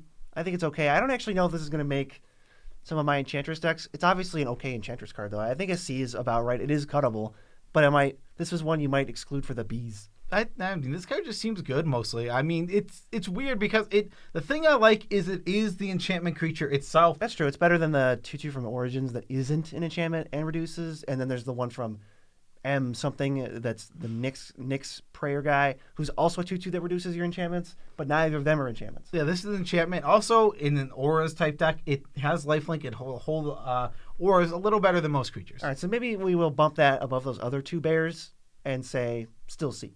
Yeah, I don't think it's crazy. All right, Kaito Shizuki. Sorry, Kaito. This is like the hero of the set. 1 black, blue for a legendary planeswalker with a static at the beginning of your end step. If it entered the battlefield this turn, he phases out, so you can't possibly kill him after your turn. You +1 to draw a card, then discard a card unless you attack this turn. -2 to make a 1/1 blue ninja that can't be blocked. And you -7. And you -7 for an emblem that says whenever a creature you control hits somebody, you search for a blue-black creature and you just put it in play. Yeah, this card is meh. Oh, it's a planeswalker, so it's not very good. Yeah, it's not very good. It's a 3-mana planeswalker. Play it in a ninja deck and probably don't touch it anywhere else. Yeah, making a ninja's cool. I suppose you can kind of just +1 to draw a card. That's interesting. It's like a Phyrexian Arena variant, and you do get the you get 2 uses out of it. So I would probably just use this to draw 2 cards and then see what happens after that. That's not the worst. Well, I like it in the ninja deck because I like having the unblockable thing. You can minus to get in, and then you have something to sneak through your ninja with. Then you plus next turn. You've attacked with it. You've plus. Now you've drawn the card, and you ninjutsu'd in something which gave you some good value. Yeah, I could see this actually doing things. You know what? I'll bump it up to like a D+, but I wouldn't go to a C. I mean, yeah, it's not crazy. D+, it's nothing crazy. Next is the Kami War. 1 in Wooburg, exile target non-land permanent and opponent controls. 2, return up to 1 other target non-land permanent to its owner's hand. Then each opponent discards a card. Then you flip it over into Okagacha. Okagachi, Made Manifest, enchantment creature, dragon, spirit. It's all colors. Flying, trample. Whenever Okagachi Manifest attacks defending player, chooses a non-land card in your graveyard. Return that card to your hand, and he gets +X+O, where X is the mana value of that card. This is so many words for so little effect. That first thing, that flip thing isn't even good. What is that? This is like 6/6 flying, trample, whatever. Okay, for 6. After jumping through hoops to get it to flip without it dying, and then your opponent puts a land back in your hand. When you said... Oh, no, it is non-land. Then your opponent puts your cheapest thing back in your hand. When you said Made Manifest, it made me think of like this thing appearing dressed as a maid. Does that make it cooler? I think it's kind of a D-. I think it's trending toward F. I really don't think you should play it. Yeah, let's go to Kotos. It's probably not Kotos. I'm going to go with Kotose. The Silent Spider, 3 black, blue for a 4/4. When it enters the battlefield, exile target card other than a basic land in an opponent's graveyard. You wipe them out of their deck, and then you can cast 1 with the rest of the game. I'm not going to read all that text. This is like a standard card at best, so this is really like a D-. It just draws a card from somebody's graveyard for 5 mana. Ugh. Yeah, I mean, I will just point you toward the Author of Shadows. Oh, I mean, a million times better. Yeah, it does the exact same thing, except for it exiles all your opponent's graveyards. Just play that card. This card is butts. This card is butts. Also, Next. Author of Shadows, you don't have to control Author of Shadows the whole time you do with this thing. Mm-hmm. You have to control it. I thought you could just cast it whenever. Nope. No, it's for as long as... Oh, good God. I just read the line. Yeah, that card is not very good. I got lost in the paragraph of text. I was not going to read it. Yeah, up next is Ryu Storm's Edge. 2 white, red, for a legendary creature, human shaman. It's got first strike. Whenever a samurai warrior you control attacks alone, untap it. If it's the first combat, there's an additional combat after this. Okay. It's a 3/3. This card is fine, but here's the weakness of this card. Now, I could see Boros attacks being like, oh, right, we want some attackers. You have to attack alone. Yeah, that's really weird. Well, if you're sending in a solo attack is weak. So it's like, What weird Boros deck wants to go solo attack? Okay, it just has to be a Voltron deck. That's all I can think of. Does this also just kind of go infinite with Helm of the Host? It does, right? You get a copy of it. Is your first combat? No. Oh, what? They ruined it? No. If it's your first boo. No, they didn't ruin it. They made it fair. And Boo. it's gonna be really lame if you want. All right, well, enjoy your D, and I'll move on to Rasona, Asari Commander. I think she's the bad guy? Somewhat. She? I mean, she's the side plot. She's the Tybalt. We're just like, oh no, this thing over here is happening, but Jig attacks is what we all care about. 1 red, white for a 3/3 haste. When it deals combat damage to a player, if it doesn't have an indestructible counter, it gets one. And whenever combat damage is dealt to you, you got to remove an indestructible counter. I don't really want to play this minigame because it doesn't amount to much. My commander's a 3/3, or sorry, my creature in the 99's a 3/3. Not playing this game. F. It's an F. The only thing that's cool with it is getting the counter on it and playing Nesting Ground to move the counter around. That's really cool. That is all. Thank you. That's all. Up next, we have Satoru Umezawa. 1 black, blue for a 2/4 legendary creature, human ninja. Whenever you activate a ninjutsu ability, look at the top 3 cards of your library, put one of them into your hand, and the rest on the bottom in a random order. In any order. Oh my God, it's broken. That's gonna be. Sound the alarm. Wow, actually broken. Triggers ability only once each turn. Each creature card in your hand has ninjutsu for 2 blue, black. That's the real ability, and I will actually. They're both good. Well, no, because now we can play it in any deck and not have to worry about the stupid ninjutsu part. That's like flavor text to me. Every deck mostly cares about, hey, all those gigantic nonsense creatures you have, you can play them for 4 if you just bounce some dummy that's attacking. So I might give this like a B. If you got the big boys, this is a great card. I don't care about ninjutsu. I think it's like a C+. I think this card is still pretty mad. You have to play it, then you have to ninjutsu something. Something has to be unblocked. And you're not building around this card. That's why I don't like it that much. I think if you just have fatties, it kind of can almost just go in. Depends. Yeah, you have to have fatties, and you have to have creatures sneaking through regularly. It's just a tough spot. The card is going to be powerful when it does its thing. No doubt about that. But I feel like it's tough to kind of get to that spot to do the thing unless the deck is built for it. Obviously, in a Ninjas deck, this is an A. This is one of the best cards in the Ninjas deck because it triggers to draw you extra cards for your Ninjas. And it's either it can make some Ninjas cheaper or it just has an ability for the Ninjas. Yeah, let's go to Satsuki, the Living Lore. Green and white for a 1/3. Tap it to put a lore counter on each saga you control as a sorcery. And when it dies, you get to choose up to 1.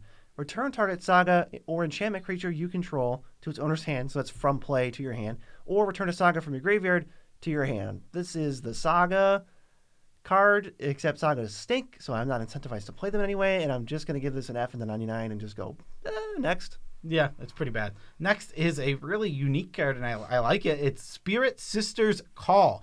3 white, black for an enchantment. At the beginning of your end step, choose target permanent in your graveyard. You may sacrifice a permanent that shares a card type with the chosen card. If you do, return that card from your graveyard to the battlefield, and it gains if this permanent would be put into the graveyard from play, exile it instead.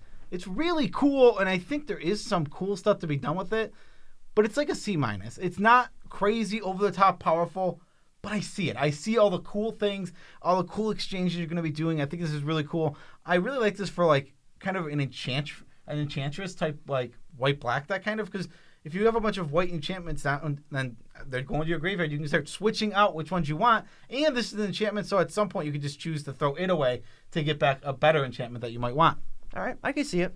We'll keep our eyes on Spirit Sister's Call. Might appear in a deck or something, but if you told me that Jingataxias was in this set, and it wasn't the coolest card in the set, I probably wouldn't believe you, but we got Tamiyo Completed Sage, which is 2 green, blue Phyrexian hybrid blue. For a legendary creature, Tamiyo, it has completed, which means the blue or green can either be paid with a blue or a green, or 2 life. And if you pay the 2 life, the Planeswalker enters with 2 less loyalty counters on account for how much cheaper it is, +1. Tap up to 1 target artifact or creature, doesn't untap next turn, -X. Exile target non-land permanent card with mana value X from your graveyard, and you get a token that's a copy of it. -7, you get Tamiyo's Notebook, a legendary colorless artifact token with spells you cast cost 2 less to cast, and tap, draw a card, and her starting loyalty is 5. So 5 mana, 5 loyalty, or 4 mana, 3 loyalty. Ultimate is still at 7. Yes, so This card isn't very good, but like you said, it's really cool. This is one of the coolest things I've ever seen in my life. It is. Yeah, I'm not going to pretend like you're even wrong with that. This is an incredibly sweet card. It also, one thing that's really interesting and cool about this card, outside of like Commander or anything, is it introduced an ability called Completed, which is so obviously an ability that's going to be continued. They wouldn't have keyworded this if it wasn't going to be used. They're going. That means the Phyrexians are going to be completing other Planeswalkers. I want Koth. I want Undead Venser. I want Tibalt. I want some crappy person who should have died in War of the Spark. But this card sinks in Commander, ultimately, so the key to this is just say it's bad. Also, I hate her ultimate. Why is it not an emblem of some kind? Because I hate that it's an artifact that can just be destroyed. Yeah, it is really weird. It's just not, it's like, I got there, I jumped through the hoops, I made it, and a braid. And you played a braid. And my ultimate is gone. Yeah, that's kind of frustrating, even though the ultimate is so cool. But yeah, sorry, Tamiyo. Save you for other formats, but we're not going to give you an F. You're like a D. Yeah, D-. Next is actually maybe one of the coolest commanders in the set. It's Shorikai. Is that good? Is that good, Shorikai? I'll say yes. Shorikai Genesis Engine 2 white-blue for an 8/8 legendary artifact vehicle. Pay 1, tap, draw 2 cards, then discard a card. Create a 1/1 colorless pilot creature token with this creature can crew vehicles as though its power were 2 greater. Crew 8, and this could be your commander. So that's pretty cool. It is crew 8? Yeah. Oh, God. It's so it's a silly. Could have had crew 3 and it still wouldn't be that good. Ready for the combo though? This, obviously, you get it turned on. That's the key. You have to have it be a creature. Intruder Alarm. Now, we broke Intruder Alarm? No, this gets really cool. No way. You have Intruder Alarm, so you can just keep doing this until you run out of mana. Add an Ashnod's Altar. Now you can keep doing it until you run out. We broke Intruder Alarm and Ashnod's Altar. Until you run out of cards. Now they're good. Now you add in one of the Shuffle Eldrazi's, and you can just go forever, baby. Wow. Woo! It's truly inspiring. It's so cool. Yeah. Yeah, BZ's no fun. This card is cool. This card is cool. The fact that this card goes infinite is cool, but don't read into it because those cards are lame. Well, the cards that's going infinite are obviously very good. It's just like a silly combo. Where I like that you can go infinite with this. How about that? You literally can draw your whole deck infinitely. It's so stupid. I mean, Catalog is nice on this so that it doesn't just sit there doing nothing. I'm glad they added that. I'm glad it can be your commander. It's going to be neat, but it's just not any good. Not in the 99. Not when you can't build around it as much. So it's not even going to be that great of a commander, to be fair. It'll be much better when you can do stuff and it deals commander damage. Like, basically, if it's your commander, it has double strike. This is just like, it deals half the damage. It's an 8/8 without evasion. God, this card is not good. I love how cool this card is, but it is bad. We'll get the evasion, maybe. Up next, we got Kotore Pilot Prodigy. 1 white, blue for a 2/4 legendary creature, Moon Folk Pilot. With the dumbest face I've ever seen. Vehicles you control have crew 2. That'll make that other vehicle a little better. At the beginning of combat on your turn, target artifact creature you control gains lifelink and vigilance until end of turn. I see what they're doing. She can crew any vehicle. This is good in the other deck, the vehicle deck. Yeah, I mean, she's a leader of the actual decks, like in the Commander Precon. The Precon. It gives all your vehicles crew 2, which is very strong. If you just look at something like the Parhelion, it's a lot better when you only have to crew it for 2. Consulate Dreadnought. It's like a 7/11 crew 2. Yeah, exactly. This card's totally solid as its own commander, but it's like a D otherwise because you already got to be playing a vehicle deck. Yeah, didn't they used to make... I mean, I swear they used to make legendary creatures that were actually okay in the 99. They used to do that, right? But now they're all just commanders. Yeah, they don't really exist much. Which is really weird. I guess if you have one thing to take away from this set review, it's that. Let's go to Chishiro, the Shattered Blade, 2 red-green for a 4/4. When an aura or equipment enters the battlefield under your control, you get a 2/2 with Menace token. At the beginning of your end step, you can put a +1/+1 counter on each modified creature you control. Modified again as equipment, auras attached, and counters.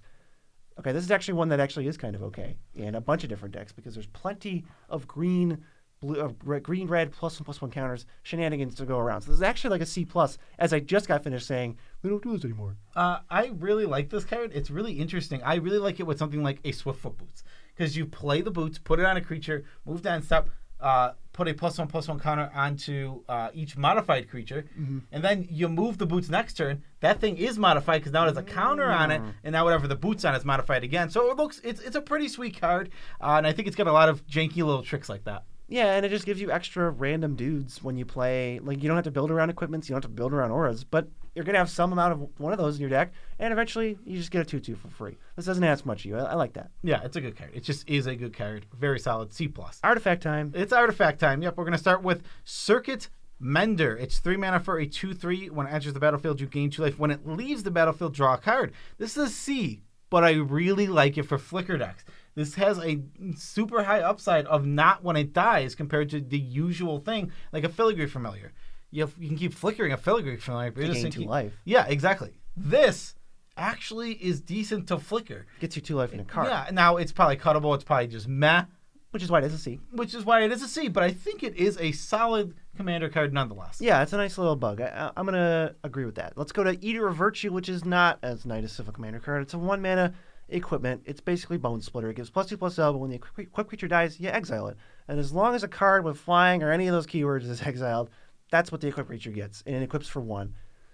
There's just a lot of time and effort that has to go into this when you could just be spending it to give the creature that anyway, or build up your commander to just kill somebody. I am not a fan of this, so it's like a D to me. Yeah, exactly. I don't know what this is like, what are you supposed to do with this card? Are you supposed to build a whole deck around it? It's a 1 card in the 99. No thanks. Next, we have Mech Titan Core. 2 mana for a 2/4 artifact vehicle. Crew 2. And then you pay 5 and you exile it and 4 other artifacts you control to make the Mech Titan, which is a 10/10 legendary construct artifact with keyword soup. Hold on, let me find these keywords. Flying, vigilance, trample, lifelink, and they're all colors. And then when this thing leaves the battlefield, you get back all your cards.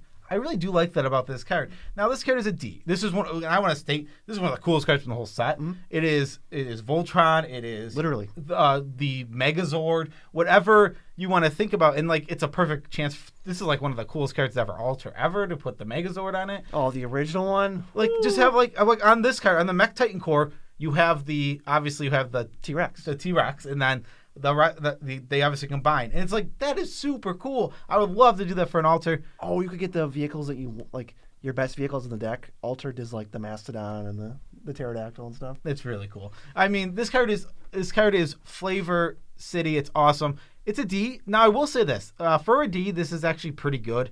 And when you do the thing, it is good. This thing is like a 10/10 with keywords all over the place. It is going to deal damage. It's a 20-point life swing when it gets in. It's big. And the fact that you get everything back for potential ETBs. Any artifact that had an ETB, you're going to get again. It's not a broken card. It's not a busted card. It's really cool, and it will get good value when you do your thing. It's like jank, but it actually pays you off. Exodia is another one. Yeah, exactly. When you do the thing, it'll feel good because you'll actually have something good on the other end. That's sometimes you jump through all these hoops, you do this really cool thing, and you end up with like a 5/5 like demon. It's like you know what is a good comparison? Cauldra. You build Cauldra with those 3 equipments. Like, oh god, sorry you did that. Yeah, exactly. That's a great point where it's like, oh, I went through all this trouble for that. It's like you build this. No, this thing is crazy strong. Just keep it alive because I feel like if it dies, you're a little sad. Let's go to Mirror Box. 3 mana for an artifact. Here we go. Here's your jank. The legend rule doesn't apply to permanents you control. All your legendary creatures get +1/+1, and each non-token creature you control gets +1/+1 for each other creature you control with the same name as that creature. Now, this is just begging for you to go ham sandwich on some complete nonsense. We're starting to get a critical mass of cards that say Legend Rule doesn't apply. We got Mirror Gallery, we got Mirror Box, and we got both Sakashimas, at least the one that doesn't apply to itself. And there's a couple clones now that don't care about whether the original thing was legendary. So there's kind of something forming. I don't like it at D-. I think I would give it like a C-. I just don't see it. I mean, another one of those Sakashima cards. Yeah, but the problem is that like the reason Sakashima is so good is that card sits in your command zone. Yeah, I mean, this is a 3-mana artifact, though. Artifacts are pretty easy to find. I mean, I think this is a D-. I really don't think this card has almost any homes. And realistically, even in the decks you build for it, I don't think it's that good. Get your trophy mages, get your improvise, Weir of Inventions. Let's go, baby. I'm not here for this card. I think. But you're here for Mech Titan. Mech Titan is incredibly cool, and it actually pays you off in a cool way. This card is... We've seen this. It's cool when you do it the first time. If another Mech Titan comes out in the next set, I'll be really... It won't be as cool. It's coat of arms for your legendary creatures. Great. I've seen this before. You have not. I've seen the legendary rulers in the play, which is the only cool line of text in the card. All right. Next, we have Reckoner Bankbuster, which this is a bank robbing mech, which is super cool. 2 mana for a 4/4 artifact vehicle.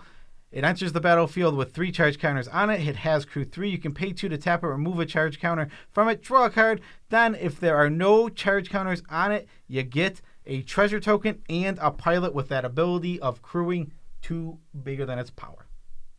Kind of just your Resident D, right? Nothing too groundbreaking here. Yeah, this is Maze Mind Tome. This is the Journal. Now this is like the third version of this. Endless Atlas is another one. Tome of Legends. Yeah, it's just like these cards exist already. This one's cool. If you care about vehicles, it'll be your choice. Otherwise, stay away from it. All right, we also have Search Hacker Mech, which I guess is the guy in chair version. 4 mana for a 5/5 menace vehicle with crew 4. When it enters the battlefield, it deals damage equal to twice the number of vehicles you control to target creature or planeswalker. Oh, man. Couldn't even give me player. Well, it's going to take out a creature, but it's actually never going to because you shouldn't play it.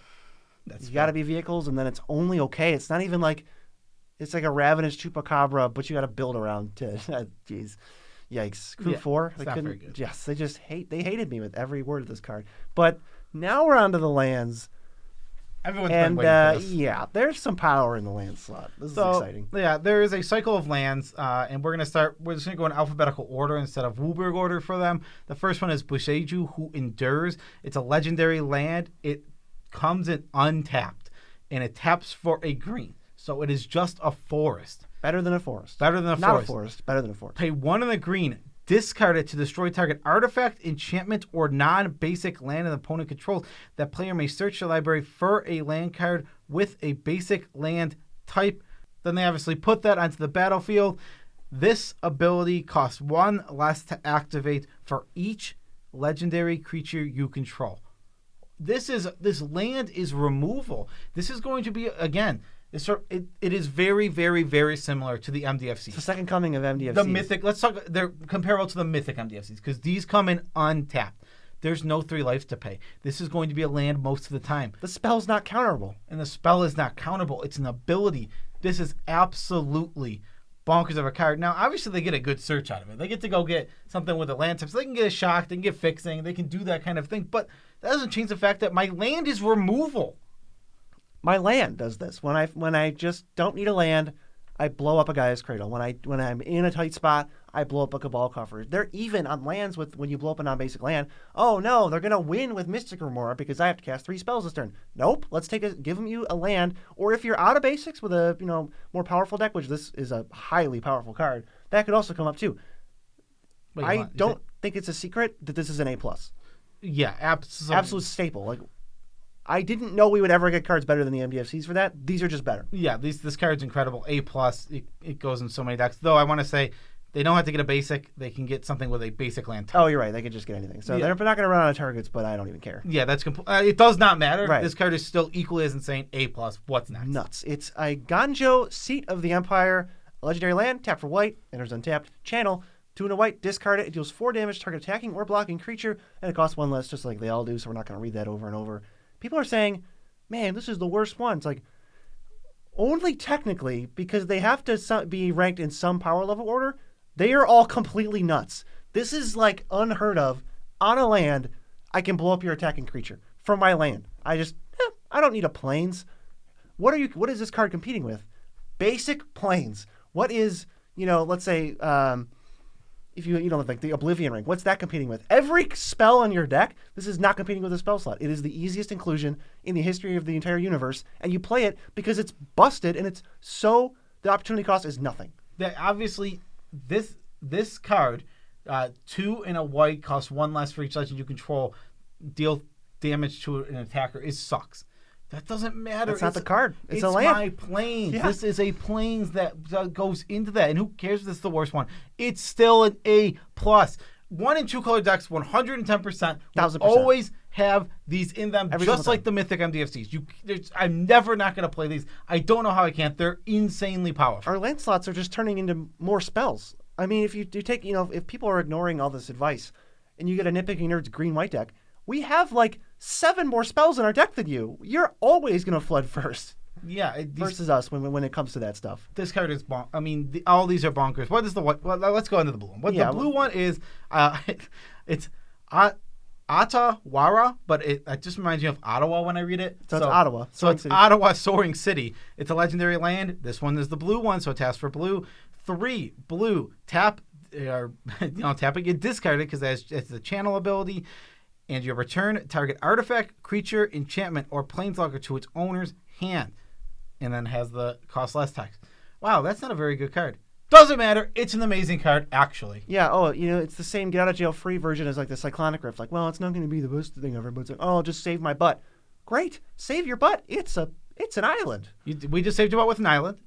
What's the red one? Move on with your life. Yeah, red one is 3 and a red. Discard. Make 2 1/1 colorless spirits. They gain haste until end of turn. Cost 1 less.